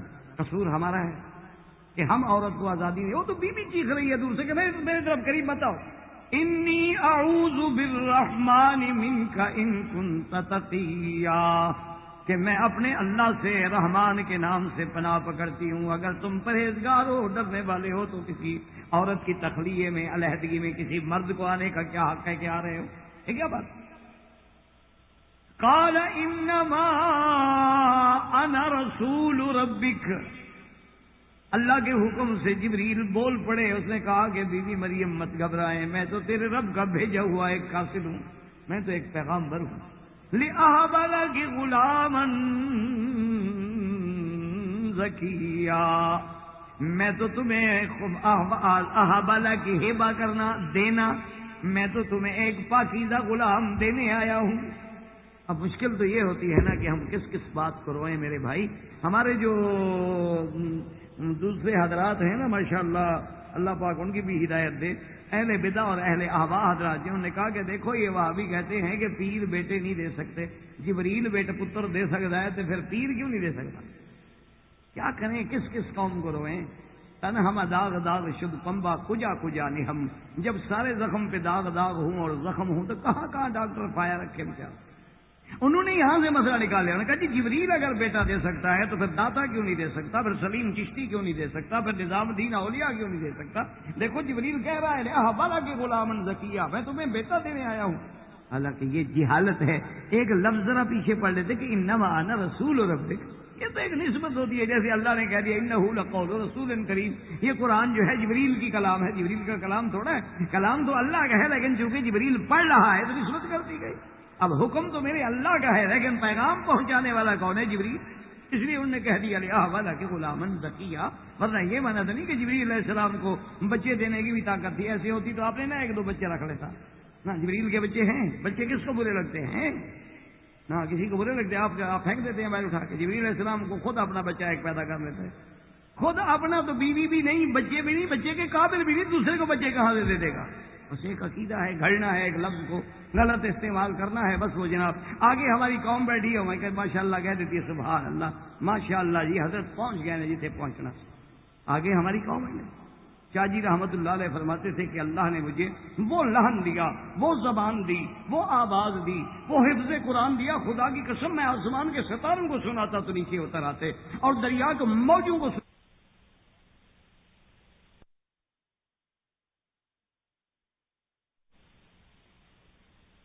جبریل کے بچے ہیں، بچے کس کو برے لگتے ہیں؟ نہ کسی کو برے لگتے، آپ پھینک دیتے ہیں بیل اٹھا کے۔ جبریل علیہ السلام کو خود اپنا بچہ ایک پیدا کر لیتے ہیں، خود اپنا تو بیوی بھی نہیں، بچے بھی نہیں، بچے کے قابل بھی نہیں، دوسرے کو بچے کہاں سے دے گا؟ بس ایک عقیدہ ہے، گھڑنا ہے، ایک لفظ کو غلط استعمال کرنا ہے، بس وہ جناب آگے ہماری قوم بیٹھی ہے، میں کہ ماشاء اللہ کہہ دیتی ہے سبحان اللہ، ماشاء اللہ جی حضرت پہنچ گئے ہیں جسے پہنچنا، آگے ہماری قوم ہے۔ شاہ جی رحمت اللہ علیہ فرماتے تھے کہ اللہ نے مجھے وہ لہن دیا، وہ زبان دی، وہ آواز دی، وہ حفظ قرآن دیا، خدا کی قسم میں آسمان کے ستاروں کو سناتا تو نیچے اتر آتے اور دریا کے موجوں کو سناتا تو تھم جاتی، پہاڑوں کو کہتا تو چوٹیاں نیچے جھک جاتی، لیکن میرا اس قوم سے واسطہ پڑا ہے جن کے معبود کا نام طاقت ہے، جو ڈنڈے والے کے آگے بھاگتی ہے اور دولت والے کے پیچھے دم ہلاتی ہے۔ اس قوم کا میں کیا کہا، اس کا کیا کر سکتا ہے کہ طاقت والا آ جائے سب آگے، سب ٹینشن، دولت والا آ جائے جناب سبحان اللہ، جناب آپ ہمارے گھر میں ضرور قدم رنجا فرمائیے، کبھی غریب کو بھی دعوت دی ہے کہ قدم رنجا فرمائیے۔ ساری زندگی میں مجھے بتائیں کہ سڑک پہ ایک چوکیدار جو جھاڑو لگا رہا ہے اس کو لے کے آپ نے کھانا کھلایا، کیا وہ بندہ نہیں ہے؟ وہ انسان نہیں ہے؟ وہ تمہاری ہمدردی کا حقدار نہیں ہے؟ اور جو پتہ نہیں تمہارا کھانا کھا کے تمہارے لیے کتنی دعائیں کرے گا، بڑا آدمی تو آ کے کہے گا یار کہاں پھنس گیا، ان کو تو بٹھانے کا طریقہ بھی نہیں آتا، ان کا تو ڈرائنگ روم بھی ٹھیک نہیں ہے، ان کا تو برتن بھی کوئی صاف نہیں آئے، ہم تو بڑے آداب سے کھانے والے لوگ تھے، یہ کیا لے کے آئے، کون کے چمچے ہیں، کہاں جناب وہ بیچارہ جو ہے بڑی اس کے روزن تھال کی کراکری میں کھانے والا اور غریبوں کے پاس آ جائے تو ہم کہاں سے کھلائیں گے؟ تو بہرحال میرے کہنے کا مقصد یہ تھا کہ ایک بنانا ہوتی ہے بات۔ اب جناب جب انہوں نے کہا یہ بات کہہ دی تو اب بی گھبرائی، قالت انا یکون لی غلام ولم یمسسنی بشر ولم اک بغیا۔ بی مریم کہتے کیا کہہ رہے ہیں؟ انا یکون لی غلام، مجھے کیسے بچہ ہوگا، کیسے لڑکا ہوگا؟ اب دیکھیں یہاں قرآن نے تین باتیں کی ہیں، وَلَمْ يَمْسَسْنِي بَشَرٌ، مجھے کسی انسان نے چھوا بھی نہیں، ہاتھ بھی نہیں لگایا، وَلَمْ أَكُ بَغِيًّا، اور نہ میں کوئی سرکش ہوں، نہ میں کوئی گناہگار عورت ہوں کہ میں بازاروں میں پھروں چلوں اور میں جس سے چاہوں گلے ملوں۔ ایمان سے کہو ہماری نہ مانو، صرف بی مریم کی بات مان کے اپنی عورتوں کو یہی تعلیم دو، ہماری بات نہ مانو۔ یعنی عورت کی عظمت اسی میں ہے کہ لم یمسسنی بشر، کہ مجھے کسی انسان نے چھوا نہیں۔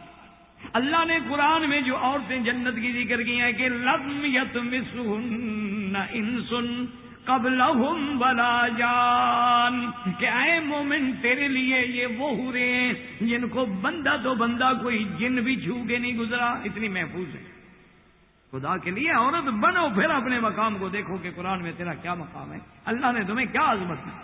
یہ نہیں ہوتا کہ عورت کسی، ایک دفعہ مجھے یاد ہے کینیڈا میں تھا میں، تو ایک لڑکی نے وہ آئی بڑی بے ساختگی سے اور بڑی جیسے وہاں کی بے باکی ہوتی ہے، اور آ کے فوراً السلام علیکم اللہ، اب یہاں مولوی صاحب کے تو پسینے آ گئے کہ اب کیا کریں جناب۔ تو خیر میں نے کیا ہاتھ ملانا تھا، میں چپ کر کے کھڑا رہا، میں نے کہا اسلام، تو ہاتھ میں نے آگے نہیں کیا، تو کہنے لگی کہ میرے ہاتھ بالکل صاف ہیں، آپ کیوں ڈر رہے ہیں؟ میرے ہاتھ بالکل ٹھیک ہیں، صاف ہیں، بالکل گندے نہیں ہیں، اور ہاتھ لگنے کیا ہو جائے گا؟ میں نے کہا بی بی یہ دو تاریں ہم سنتے ہیں بجلی کی ہوتی ہیں، ایک ارتھ ہوتی ہے ایک دوسری، ان کو اگر ٹکراؤ تو کیا ہوتا ہے؟ تو کہتی ہے ہم نے کہا یہ جن سے مخالف ہے، مرد اور عورت کو اللہ نے جن سے مخالف بنایا، تو جب دو نیگیٹو پازیٹو ٹکریں گے تو مخالف جب ہوگا تو لازمی بات ہے گڑبڑ تو ہوگی۔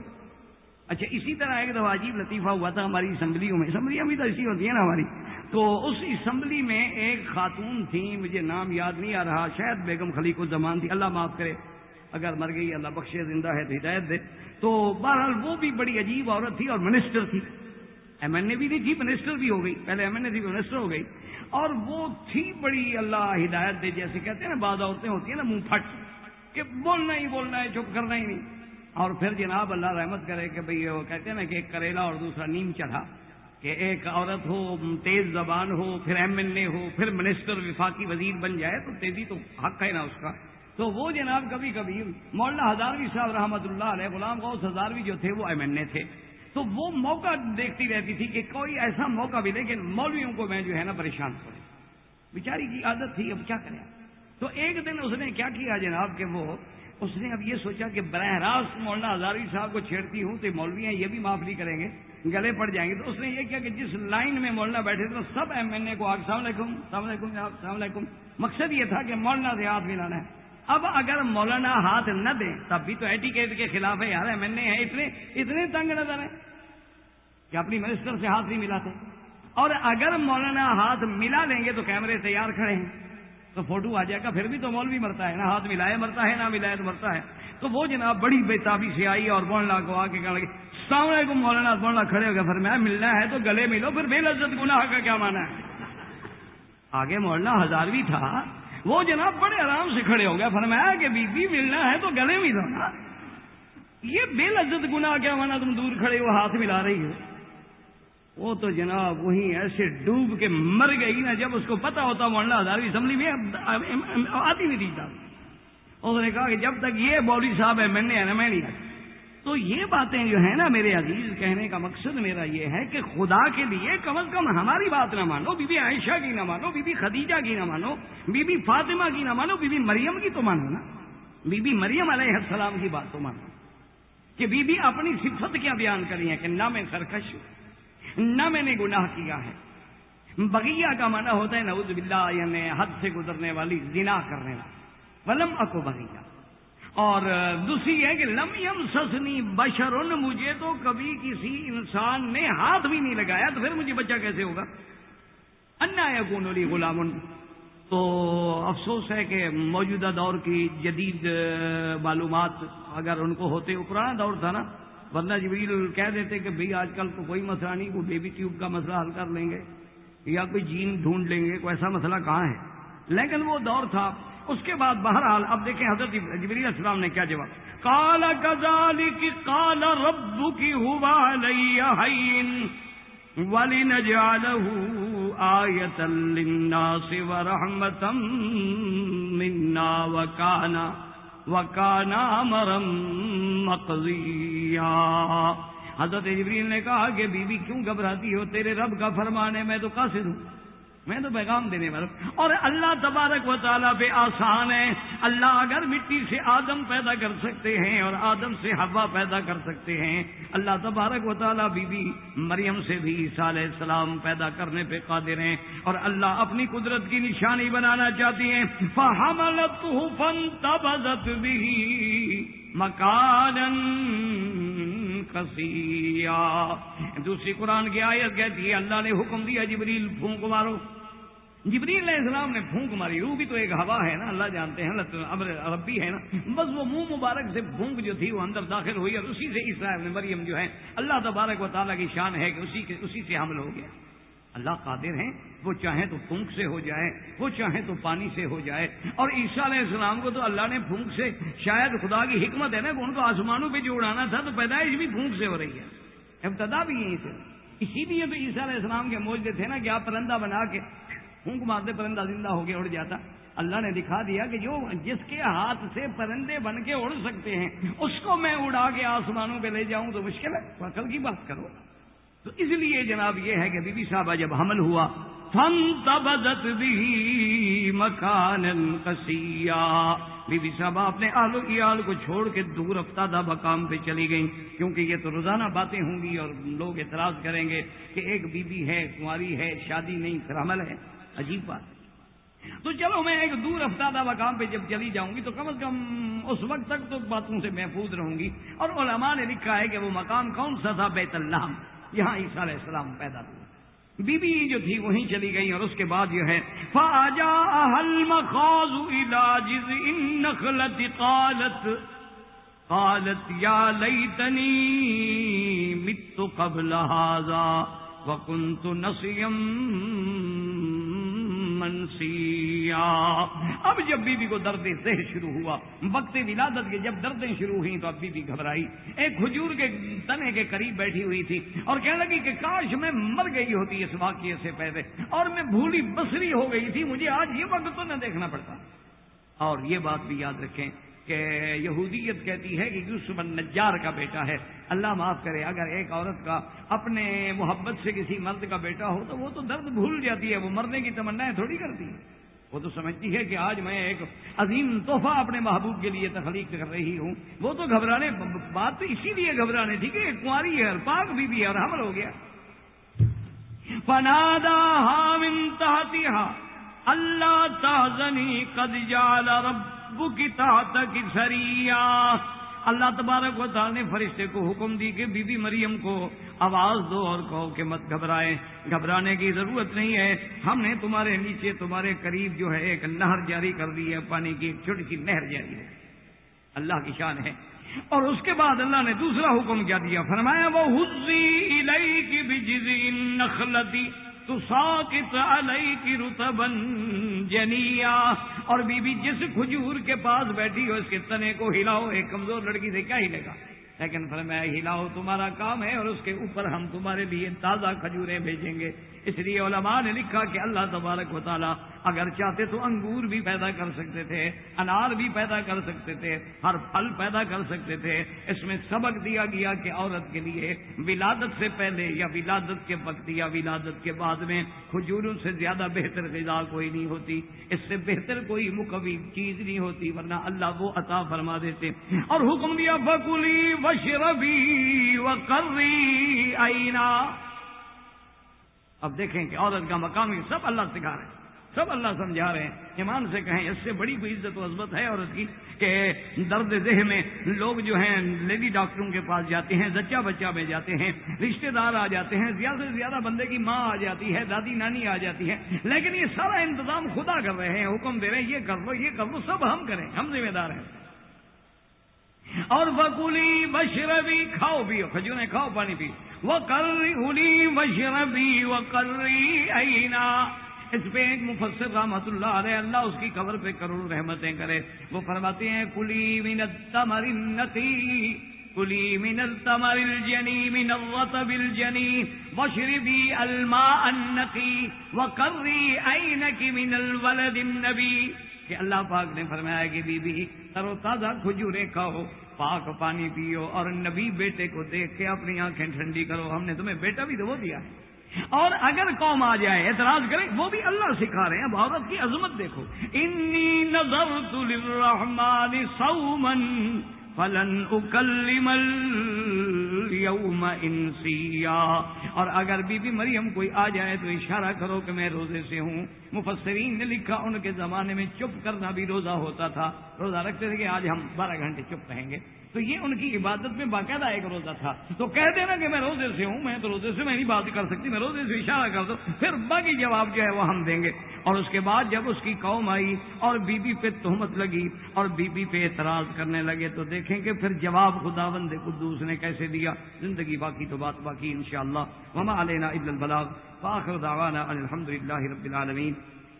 اسلام واجب الاحترام بزرگوں، دوستوں، بھائیوں، عزیز نوجوانوں، الحمدللہ سلسلہ درس اسلام میں عورت کا مقام کے ضمن میں نے عرض کیا تھا کہ سب سے عظیم کتاب کتب سماویہ میں جتنی اللہ نے کتابیں اتاری ہیں، سب سے افضل کتاب اللہ کا قرآن، سب سے افضل کتاب، سب سے اکمل کتاب، سب سے جامع کتاب جس کی حفاظت کی اللہ نے خود ذمہ داری اٹھائی ہے، اور ایسی کتاب کے جس کے احکام قیامت تک ہیں، جو ہر دور میں ہر زمانے میں جس کا دستور جو ہے واجب العمل، قابل عمل، قابل نفاذ، قابل تنفیذ ہے۔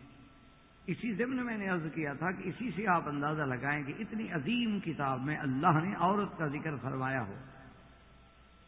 اگر عورت ایک غیر اہم چیز، یا عورت کا اسلام میں کوئی مقام ہی نہ ہو، یا عورت کی اسلام میں کوئی عزت و عظمت ہی نہ ہو، بلکہ دیگر ادیان کی طرح اس کو نعوذ باللہ ایک حقیر اور ایک منبع شر، یعنی موجودہ دور میں آپ دیکھیں کہ آج دنیا اپنے علوم جدیدہ میں کہاں پہنچ گئی، لیکن آج بھی جو اپنے آپ کو بہت بڑا پڑھا لکھا اور بہت بڑا مفکر، مدبر اور پورے عالم پہ حکمرانی کا حقدار سمجھتے ہیں، ان قوموں کا یہ عالم ہے کہ بی بی حوا علیہ السلام کو وہ ایوا کہتے ہیں۔ وہ اس کو بی بی حوا نہیں کہتے، وہ کہتے ہیں کہ وہ ایوا، یعنی ایوا ایول سے تھی، یعنی منبع شرارت، فساد۔ جس قوم کا یہ عالم، وہ کہتے ہیں اسی عورت کی وجہ سے سارا نظام تبدیل ہوا، آدم علیہ السلام کو جنت سے نکلنا پڑا، آدم علیہ السلام پہ سارا عتاب آیا، کیونکہ وہ ایوا تھی، وہ ایول تھی۔ جن کا تصور یہ ہو، اور تصور بھی اپنی ماں کے بارے میں، اپنی والدہ کے بارے میں، وہ عورتوں کی آزادی کے حق، وہ عورتوں کی عظمت کے علمبردار ہیں۔ لیکن اسلام نے عورت کو ایک ایسی عظمت بخشی کہ اس کا ذکر اللہ کے قرآن میں ہے، فرامین نبی صلی اللہ علیہ وسلم میں ہے، اس کا ذکر جو ہے واقعات انبیاء میں ہے۔ اور میں نے عرض کیا تھا کہ اتنی بڑی عظمت ہوگی کہ اللہ نے قرآن کی ایک سورت جو ہے وہ عورت کے نام پہ رکھ دی، سورت مریم۔ ایک ہوتا ہے میرے عزیز ضد، وہ ہمارے ہاں ایک مثل مشہور ہے کہ ایک آدمی نے کہا کہ میں لاہور گیا اور تمام لاہوریوں کو جھوٹا کر کے آتا۔ لوگ بڑے حیران ہوئے کہ یار ایک آدمی لاہور میں آ کر لاکھوں لوگ رہتے ہوں گے، تو یہ سب کو کیسے جھوٹا کر کے آ گیا؟ انہوں نے کہا یار کیسے لاہوریوں کو جھوٹا کر؟ انہوں نے کہا وہ جو کہتے تھے میں نہیں مانتا، بس جھوٹے ہو۔ ایک تو ہے نا جی کہ آپ ایک ذہن میں پہلے بات بٹھا دیں گے جو اسلام کہتا ہے آپ نہیں مانیں، اور جو اسلام نے کہا ہے نعوذ باللہ وہ غلط ہے۔ آج پوری دنیا میں آپ دیکھیں، انٹرنیٹ پہ آپ جائیں، آپ دنیا میں معلومات حاصل کریں، آج پوری دنیا میں صرف وہ ایک کام کر رہے ہیں کہ دیکھو جی یہ قرآن شریف میں لکھا ہوا ہے کہ کافر جو ہیں وہ قتل کر دیے جائیں، کافروں کو قتل کرو، دیکھو یہ قرآن میں، دیکھو جی یہ قرآن پاک میں لکھا ہوا ہے کہ یہود و نصارہ جو ہیں وہ تمہارے دشمن ہیں۔ تو بنیادی طور پہ قرآن جب ان کو ہماری دشمنی کا سبق دیتا ہے تو ہماری ان سے دوستی کیسے ہو سکتی ہے؟ وہ تو کہتے ہیں ہمارے دشمن۔ دیکھو جی قرآن کہتا ہے کہ کافروں کے ساتھ جہاد کرو، کافروں کے ساتھ سختی سے پیش آؤ، اور مومن کی نشانی ہی یہ ہے کہ کافروں کے لیے وہ بڑا سخت ہوتا ہے۔ وہ یہ ساری چیزیں یعنی کوٹ کر کے اور اتنا ٹکڑا لگا کے جو ان کے مفادات کے حامل ہے، اور پھر وہ بڑے بڑے چینلز پر علماء کو بھی ساتھ بلا لیتے ہیں، لیکن ان کا انداز ایک ایسا ہوتا ہے، کیونکہ آج کل پوری دنیا میں میڈیا ہے، انداز یہ ہوتا ہے کہ دیکھو جی قاتل الذین کفروا، یہ ہے، اس کا ترجمہ کرو جی مولوی صاحب، بس اور ہم آپ سے تقریر نہیں سننے گے، اس آیت کا ترجمہ کرو۔ اب ترجمہ تو یہی کرے گا بیچارہ جو ہے، یا ایھا النبی جاہد الکفار، اس کا یہ مولانا ترجمہ کر، دیکھیں آپ عالم ہیں، آپ اسلام کے عالم ہیں، آپ مسلمانوں کے بہت بڑے پیش، اس آیت کا صرف لفظی ترجمہ کرو، آگے بات نہیں کرنی۔ وَاقْتُلُوا الْمُشْرِكِينَ حَيْثُ وَجَدتُّمُوهُمْ، مشرکین کو قتل کرو جہاں ملے، فَاقْتُلُوهُمْ عِنْدَ الْمَسْجِدِ الْحَرَامِ، ان کو مسجد الحرام کے نزدیک بھی قتل کرو۔ المؤمنون والمؤمنات بعضهم اولیاء بعض، کہ مومن مومن کا دوست ہوتا ہے، والکافرون وہ کافر جو ہیں بعضهم اولیاء بعض، وہ آپس میں ایک دوسرے کے دوست ہیں، تمہارے دوست نہیں۔ وَلَتَجِدَنَّ أَشَدَّ النَّاسِ عَدَاوَةً لِلَّذِينَ آمَنُوا الْيَهُودُ، کہ سب سے بڑی عداوت رکھنے والی قوم جو ہے وہ یہود ہے۔ ان کا ترجمہ وہ کہتے ہیں دیکھو جی یہ ہے ان کا قرآن، یہ تو سب سے بڑی اہم کتاب ہے جو لوگوں کو لڑائی سکھا رہی ہے، فساد سکھا رہی ہے، لوگوں کو قتل سکھا رہی ہے، غارت گری سکھا رہی ہے، لوگوں کو لڑنے کا سبق دے رہی ہے۔ جب یہ عالم ہو پوری دنیا میں، اور مسلمان جو ہیں ہم آج بھی صرف ان مسائل میں جو فروعی مسائل ہیں، ان مسائل میں جس میں صرف اعلیٰ اولا افضل غیر افضل کی باتیں ہیں، ان مسائل میں جو مستحبات ہیں، ان مسائل میں جن کے کرنے نہ کرنے سے کوئی فرق نہیں پڑتا ہے، اس میں الجھے ہوئے ہیں۔ بے عین ہی آج وہی ہمارے ادبار کا عالم ہے جو اسپین کے زمانے میں تھا، کہ امت مسلمہ کو کفر مٹانے کے لیے تلا ہوا تھا، لیکن وہ مولوی یہ بحث کر رہے تھے کہ سوئی کے ناکے سے فرشتہ گزر سکتا ہے کہ نہیں گزر سکتا، اور کوا حلال ہے یا حرام۔ تو خدا کے لیے اللہ کے قرآن کو سمجھے اور ان کی تلبیسات سے بچنے کی کوشش کریں کہ اسلام نے کفار مشرکین سے قتال کا حکم کب دیا، کیوں دیا؟ کبھی اس پس منظر پہ غور کیا ہے کہ سرکار دو عالم نے نبوت ملنے کے بعد کتنا عرصہ مکی زندگی گزاری؟ 13 سال۔ 13 سال کون سا وہ ظلم و تشدد ہے جو مشرکین مکہ اور کفار قریش نے سرکار دو عالم اور صحابہ کے خلاف نہیں کیا؟ لیکن صحابہ نے کسی کو تھپڑ بھی مارا ہے۔ لیکن کیا کیا جائے کہ اگر ان کے 4 آدمی مر جائیں تو وہ فساد فی العالم ہے، اور وہ 4 کے بدلے میں لاکھوں کو مار ڈالیں وہ امن قائم کرنے کا ذریعہ ہے۔ اب جب منطق یہ ہو جائے تو بات سمجھ کیسے آئے گی؟ خرد کا نام جنوں رکھ دیا اور جنوں کا نام خرد، جو چاہے تیرا حسن کرشمہ ساز۔ بات یہ ہے کہ اسلام کہتا ہے کہ مثلا یہود و نصارہ جو ہیں وہ تمہارے دوست نہیں بن سکتے۔ قرآن نے ایک بات کی ہے، ایک واقعہ نقل کیا ہے، تو کیا قرآن کی یہ بات آج علم نشرہ نہیں، صادق نہیں ہوگی، سچی نہیں ہوگی کہ جو قرآن نے کہا وہ ٹھیک ہے، تم کبھی دوست نہیں بنے؟ تو بجائے اس کے کہ تم قرآن کی صداقت کو مان لیتے، تم تسلیم کرتے کہ جو قرآن نے 1400 سال پہلے کہا تھا وہی آج، جو قرآن پاک نے 1400 سال پہلے کہا تھا زمانہ بخت نصر کا ہو، وہ زمانہ دور جو ہے وہ ہٹلر کا ہو، وہ دور جو ہے کسی مسولینی کا ہو، وہ دور جو ہے کسی کمیونسٹ بلاگ کا ہو، کسی سرمایہ دار بلاگ کا ہو، ایمان سے بتائیں اللہ کے گھر میں بیٹھ کے کہ مسلمانوں پہ ظلم و تشدد ہوا، مسلمانوں پہ قتل عام ہوا اور مسلمانوں کا خون بہایا گیا، اور رونے پہ بھی پابندی لگائی گئی کہ آپ رو بھی نہیں سکتے؟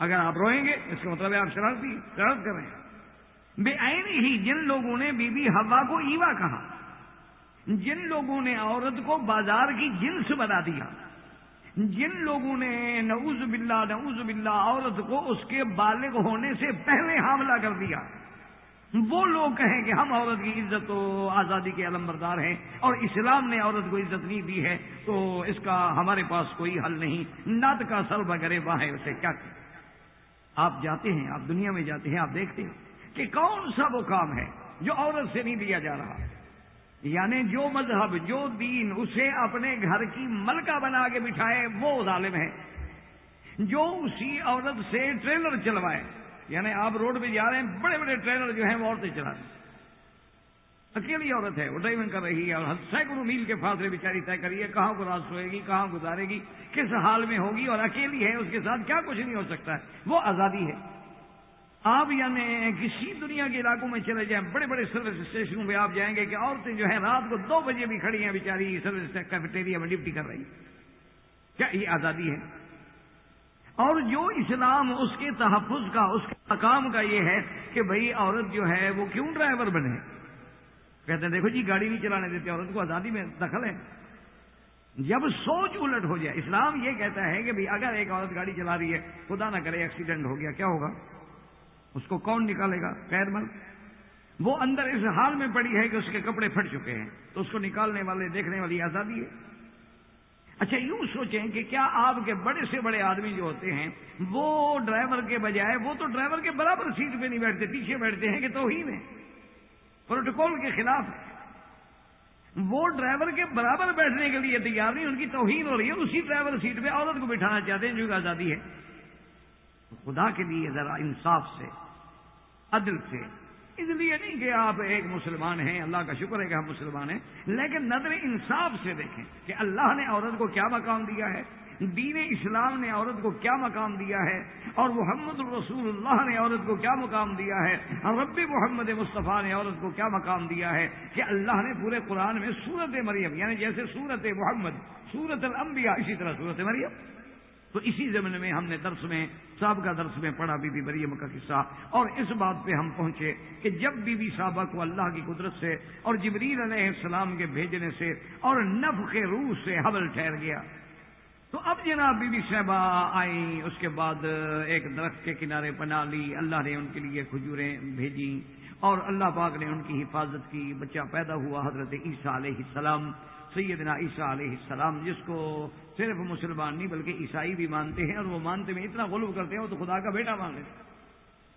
سیدنا عیسیٰ علیہ السلام جب پیدا ہو گئے تو اب جناب بی بی مریم کی یہ بات جو تھی آخر چلتے چلتے قوم میں پہنچی، برادری میں پہنچی، قوم کے بڑے، قوم کے معقول، قوم کے لوگ جو تھے وہ سارے دوڑے ہوئے آئے اور آگے بی بی مریم کا گھیراؤ کر۔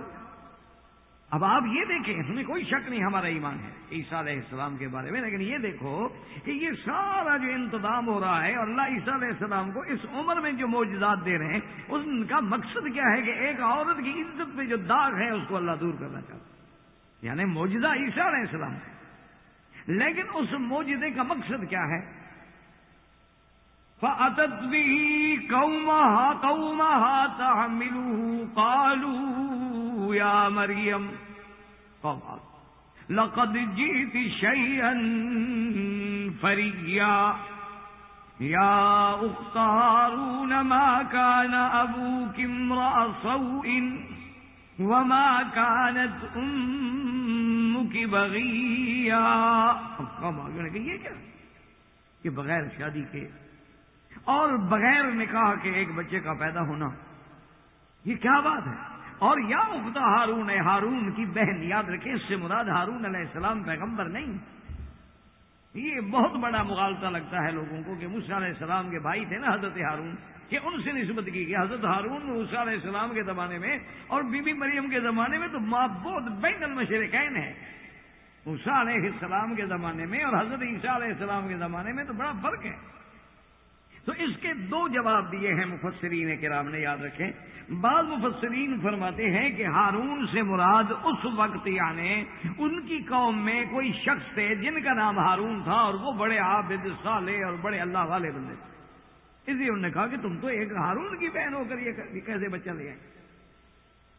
اور بعض علماء یہ فرماتے ہیں کہ اس دور میں بھی لوگ سیدنا ہارون علیہ السلام سے نسبت کرتے تھے اگر کوئی نیک آدمی ہو کہ بھئی یہ تو واقعی ہارون علیہ السلام کا بھائی ہے، جیسے ہم کہتے ہیں بھئی یہ تو کوئی فرشتہ انسان ہے بھائی، اور بھئی یہ تو کوئی صحابہ کی صف کا آدمی ہے، جیسے بہت سارے علماء اور کتابوں میں بھی لکھتے ہیں کسی کی صلاحیتوں کو دیکھ کے، جیسے عمر ابن عبدالعزیز کو کہتے ہیں بھئی یہ تو ثانی عمر ہے، حالانکہ کہاں امیر المومنین عمر بن الخطاب اور کہاں عمر بن عبدالعزیز، وہ خلیفہ راشد ہے اور یہ تابعی ہے۔ لیکن اس لیے بعض علماء نے فرمایا کہ حضرت ہارون سے نسبت کی جاتی تھی کہ بھی تم تو پیغمبروں کے خاندان سے ہو،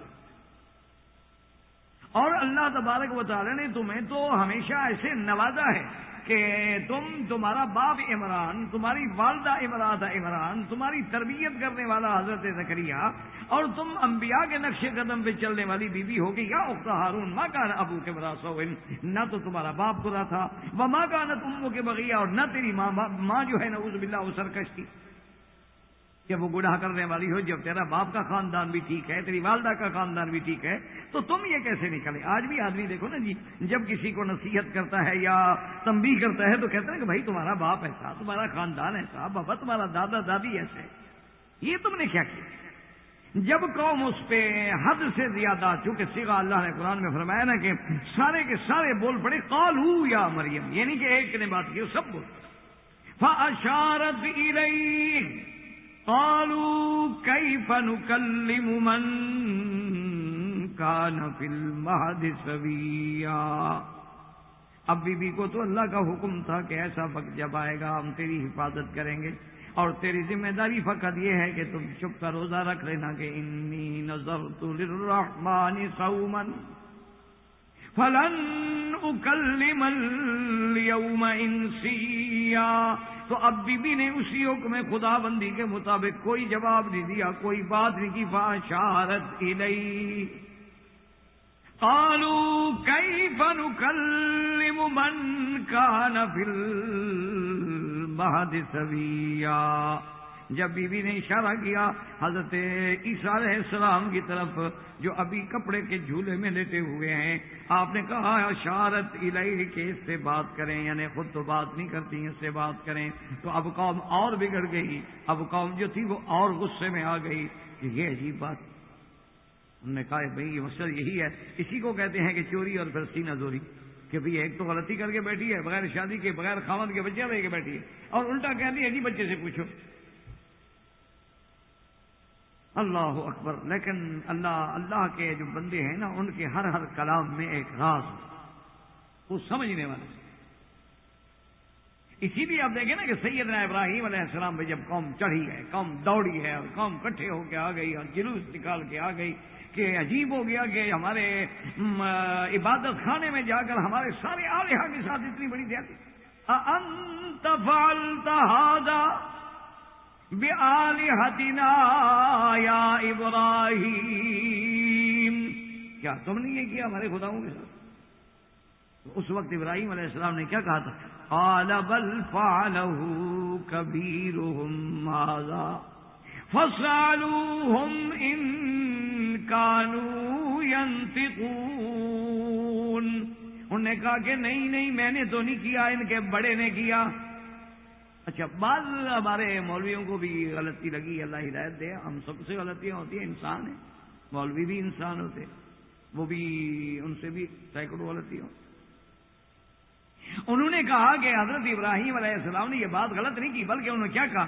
بل فعلہ کبیرہم ھذا، کہ یہ کام بڑے نے کیا ہے. میں بڑا تو ہوں تمہارے بتوں سے، بت تو اتنے سے، میں تو بڑا ہوں. انہوں نے کہا حضرت ابراہیم، اچھا لوگ تو واہ واہ کر رہے تھے، لیکن ہے بالکل غلط بات. اصل مصیبت یہ ہے کہ لوگ غلط بات پہ بڑی واہ واہ کرتے ہیں، سچی بات پہ واہ واہ نہیں کرتے. عادت ہو گئی ہے، ایک ذہن بن گیا ہے نا لوگوں کا. ان کو جتنی جھوٹھی حدیثیں سناؤ، جھوٹھی روایات، جھوٹے قصے، من گڑت کہانیاں نا، آپ پھر بڑا جوش کرتے ہیں.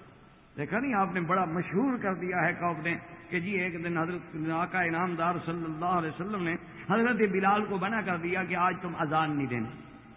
وہ جی کیوں نہیں دینا؟ انہوں نے کہا جی حضرت بلال جو تھے نا وہ بیچارے شین نہیں کہہ سکتے تھے، وہ کہتے تھے اشہد اللہ الہ الا اللہ. تو حضور نے فرمایا کیونکہ تلفظ صحیح نہیں ہوتا تو لہذا تم جب تک اپنے تلفظ کو ٹھیک نہ کرو اذان نہ دو. کہتے ہیں جی اب رات کو حضور سو رہے ہیں اور اس کے بعد تہجد پڑھی، پھر لیٹ گئے، پھر نماز پڑھی، پھر لیٹ گئے، اب کروٹیں بدل رہے ہیں، سورج صبح ہوتی نہیں. آخر حضور پاک نے دعا کی کہ اتنا دیر ہو گئی ہے تو ہو نہیں سکتا کہ 2 راتوں کے بجائے رات ایک جو ہے وہ اتنی لمبی ہوتی جا رہی ہے، صبح نہیں ہو رہی ہے. تو اللہ کا حکم آیا کہ جب تک بلال اذان نہیں دے گا ہم تو صبح ہی نکلنے دیں گے. تو لوگ بڑا جناب سر پہ پکتے ہیں، واہ واہ کے ڈونگرے برستے ہیں. بالکل جھوٹ ہے، الف سے لے کر یہ تک بالکل گھڑی ہوئی کہانی. اچھا، حضرت بلال پہ الزام کیا ہے جی کہ ان کو شین نہیں آتا. وہ کہتے ہیں الشہادہ. وہ تھے کہاں کے؟ حبشہ، جن کے ملک میں شین ہے اس کو شین نہیں آتا تھا.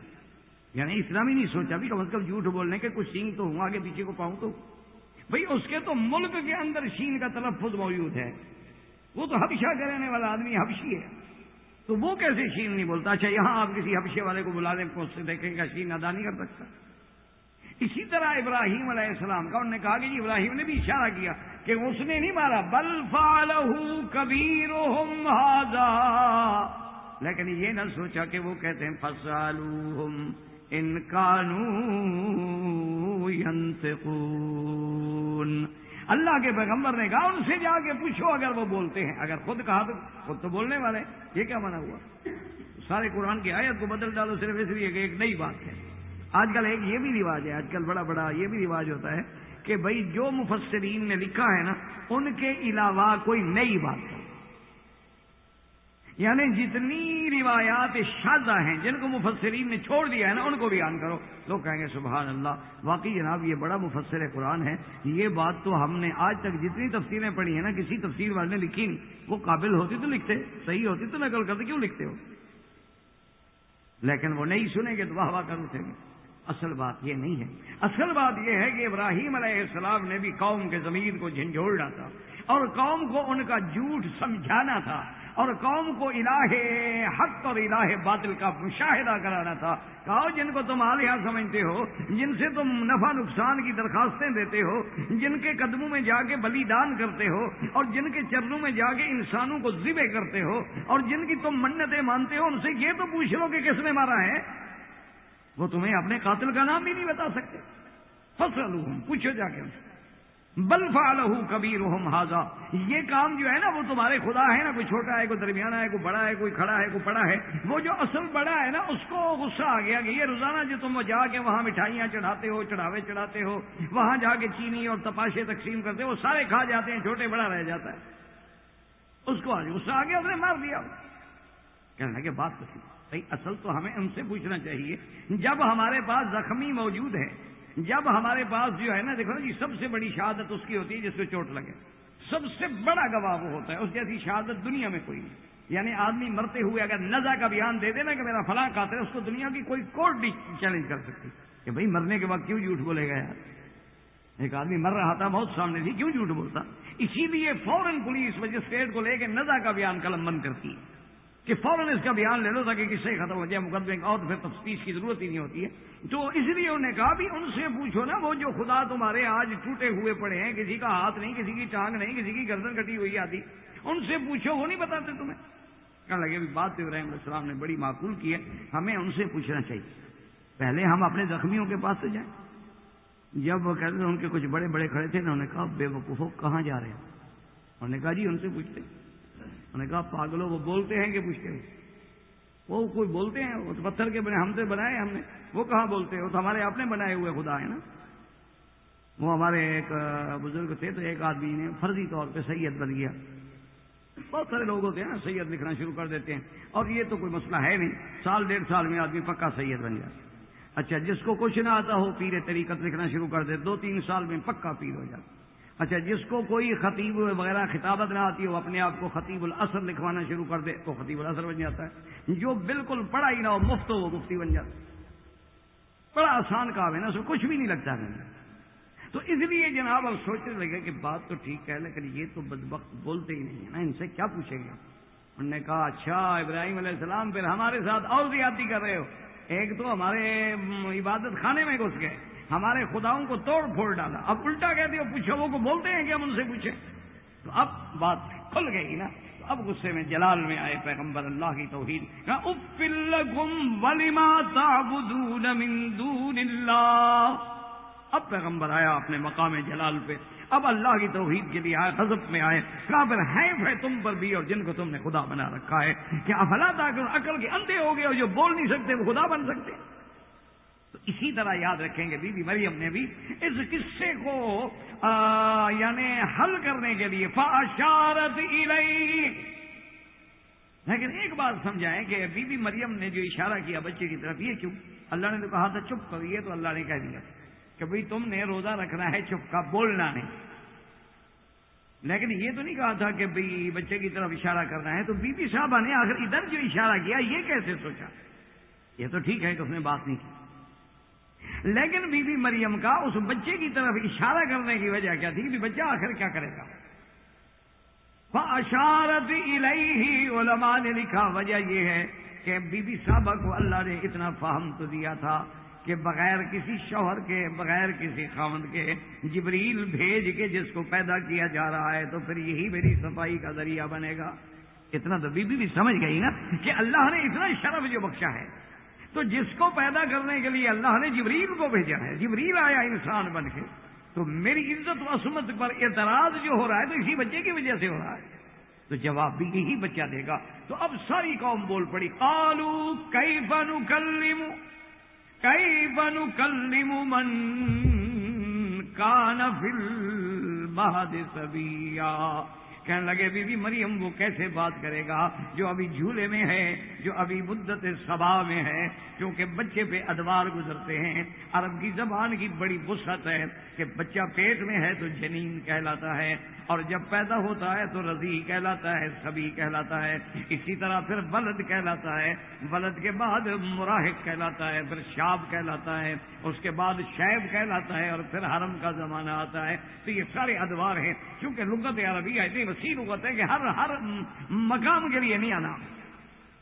ایک ہماری بھی تو لغت ہے نا کہ 18 ایئر اولڈ بوائے، 4 سال کا بچہ ہو تو 4 ایئر اولڈ، یہ پتہ نہیں اولڈ از گولڈ کچھ سے لیتے ہیں، ویسے اپنے ماں باپ کو تو گولڈ کبھی نہیں سمجھے انہوں نے، ان کو تو پھینک آتے ہیں وہاں میٹرنٹی، اپنے اس کے جو بنائے ہوئے نا انہوں نے مینٹیننس کے لیے، ان کے سنبھالنے کے لیے ہوم بنائے ہوئے ہوتے ہیں، وہاں جا کے بیچارے پھینک آتے ہیں۔ بہرحال یہ اب مجھے آپ بتائیں کہ 4 سال کے بچے کو یہ کہا جائے 4 سال کا بوڑھا ہے، یہ بھی تو دنیا کی زبان ہے بنا، یعنی آپ خود فیصلہ کریں، پڑھے لکھے لوگ ہیں، آپ نے تیسری زبان میں ماشاءاللہ ڈگریاں لی ہیں، تو آخر اس زبان کا یہ اس محاورے کی کو مجھے پس منظر سمجھا دو نا، میں تمہاری بیعت کر دوں۔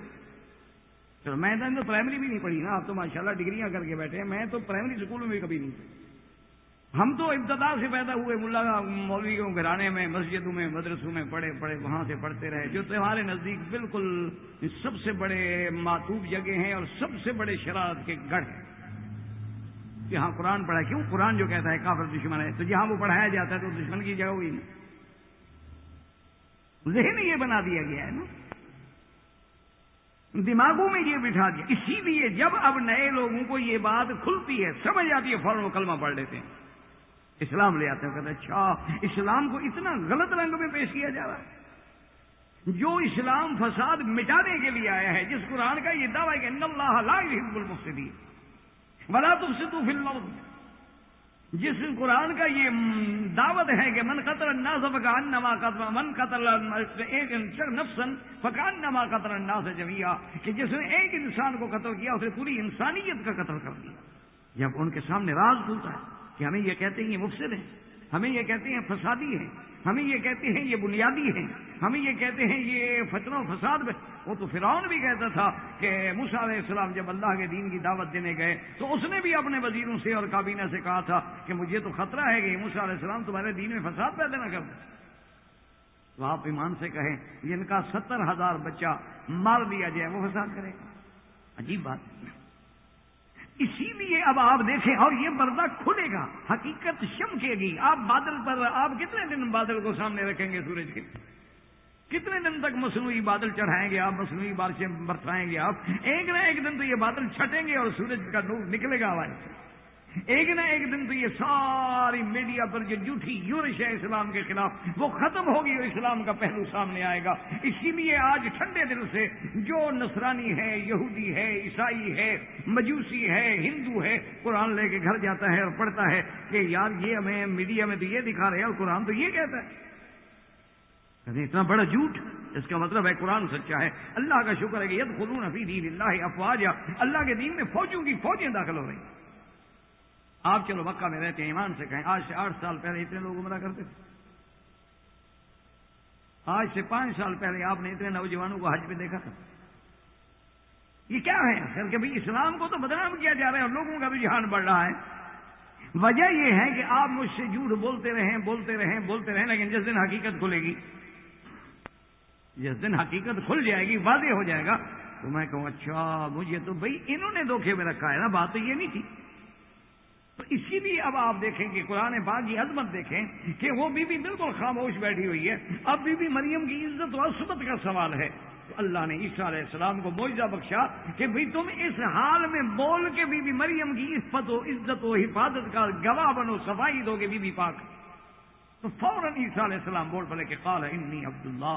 اور جب انہوں نے کہا کہ کیسے بولے گا تو عیسیٰ علیہ السلام قال انی عبداللہ آتانی الکتاب وجعلنی نبیا. اللہ تبارک و تعالیٰ کے بندو ہوش کرو، میں اللہ کا بندہ ہوں اور اللہ نے مجھے کتاب اور مجھے نبی بنایا. وجعلنی مبارکا، میں تو برکت والا ہوں، میں تو اپنی والدہ کا فرما بردار ہوں. ایمان سے کہیں ایسا بچہ یہی مسئلہ حل کر دیا کہ اگر ان کے والد ہوتے تو یہ کہتا نا کہ میں ماں باپ کا فرما بردار ہوں، میں والدین کا فرما بردار ہوں. اور برم بوالدتی تو نہ کہتے کہ صرف والدہ کا فرما بردار ہوں، کیونکہ باپ تو ہے نہیں، اللہ نے ان کو بغیر باپ کے پیدا کیا. حضرت ابراہیم نے دعا مانگی ربنا اغفر لی ولوالدیا، میرے ماں باپ دونوں کو شامل کیا چونکہ ان کے ماں بھی ہے باپ بھی ہے. لیکن عیسیٰ علیہ السلام کہتے ہیں صرف والدتی.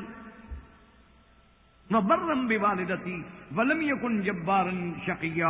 اور اس کے بعد کہا کہ مجھے تو اللہ نے وہ عظمت دی ہے کہ والسلام علی یوم ولدت و یوم اموت و یوم ابعث حیا. اللہ نے فرمایا میرا بندی اب ان کو بتاؤ ذالک عیسی ابن مریم، اے عیسائیوں عیسیٰ کا نام لینے والوں یہ ہے عیسیٰ ابن مریم کی تاریخ. وہ نہیں جو تم نے خدا کا بیٹا بنا رکھا ہے، وہ نہیں کہ تم نے خدا بنا رکھا ہے، وہ نہیں کہ تم نے بی بی مریم کو اللہ کی بیوی بنا رکھا ہے. ذالک عیسی ابن مریم، یہ ہے وہ عیسیٰ ابن مریم قول الحق الذی فیہ یمترون. تو اللہ تبارک و تعالیٰ نے ایمان سے کہے کہ اتنا بڑا معجزہ، اتنا بڑا اعجاز کہ سیدنا عیسیٰ علیہ السلام کا بولنا معجزہ ہے، شان ہے. لیکن یہ ساری شان کیوں ملی کہ بی بی مریم کا دامن تھا. تو اللہ نے عورت کی کتنی عزت دی. اور دوسرے مقام مریم ابنت عمران التی احسنت فرجہا، اللہ نے فرمایا وہ مریم عمران کی بیٹی جس نے اپنی شرمگاہ کی حفاظت کی، جس نے گناہ نہیں کیا. جس نے غلطی نہیں کی فنفخنا، پھر ہم نے جبریل کو بھیج کے اس میں روح پھونکی، اور اس کے بعد کہتے اللہ نے اس کی صفت بیان کی، ایک کیا بیان کی کہ احسنت فرجہا، اور دوسری صفت کیا تھی فصدقت بکلمات ربہا وکتبہ وکانت من القانتین۔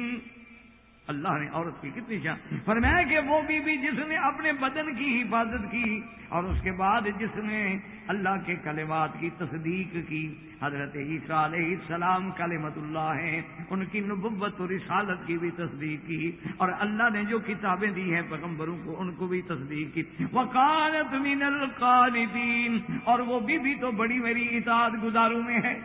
اللہ پاک نے اگر عورت کی کوئی مکانہ نہ ہوتی ایمان سے کہیں کہ پھر، اور خدا کی شان یہ بھی دیکھیں کہ اللہ نے موقع نہیں دیا کہ کوئی یہودی کوئی نصرانی اگر حضور صلی اللہ علیہ وسلم کی بیوی خدیجہ کے بارے میں ایسا واقعہ ہوتا تو کہتے جی قرآن نبی پہ اترا ہے، ہم نے خود بنایا ہوگا۔ اللہ نے فرمایا نا ہم تو تمہارے پیغمبر کے بارے میں بات کر رہے ہیں، وہ جسے تم مانتے ہو، ہم تو اسی عیسیٰ ابن مریم کی بات کر رہے ہیں، ہم تو اس بی بی مریم کی بات کر رہے ہیں جس کو تم بھی مقدس مانتے ہو، ہم نے اس کو یہ عزت دی اور یہ عظمت دی۔ تو اسی طرح اللہ نے جن خواتین کا ذکر قرآن میں کیا ہے اندازہ کریں اس کا کوئی مقام ہوگا۔ اسی طرح بس اس کی ایک چھوٹی سی مثال سمجھ لیں کہ اگر ایک آدمی ایک فنکشن کرتا ہے، ایک تقریب ہے، اس کے لیے اشتہار دیتا ہے، تو اشتہار میں جن کا نام لکھیں گے وہ کوئی حیثیت والے لوگ ہوں گے تو نام لکھیں گے نا، آپ سامعین کا نام تو کوئی نہیں لکھتا، اور پھر ان میں جن کو آپ لکھیں گے کہ یہ ہمارے خاص طور پہ ہمارا جو ہے نا جی مہمان خصوصی ہے، اور یہ ہمارا جس کے زیر صدارت میں ہوگا اور ان کے زیر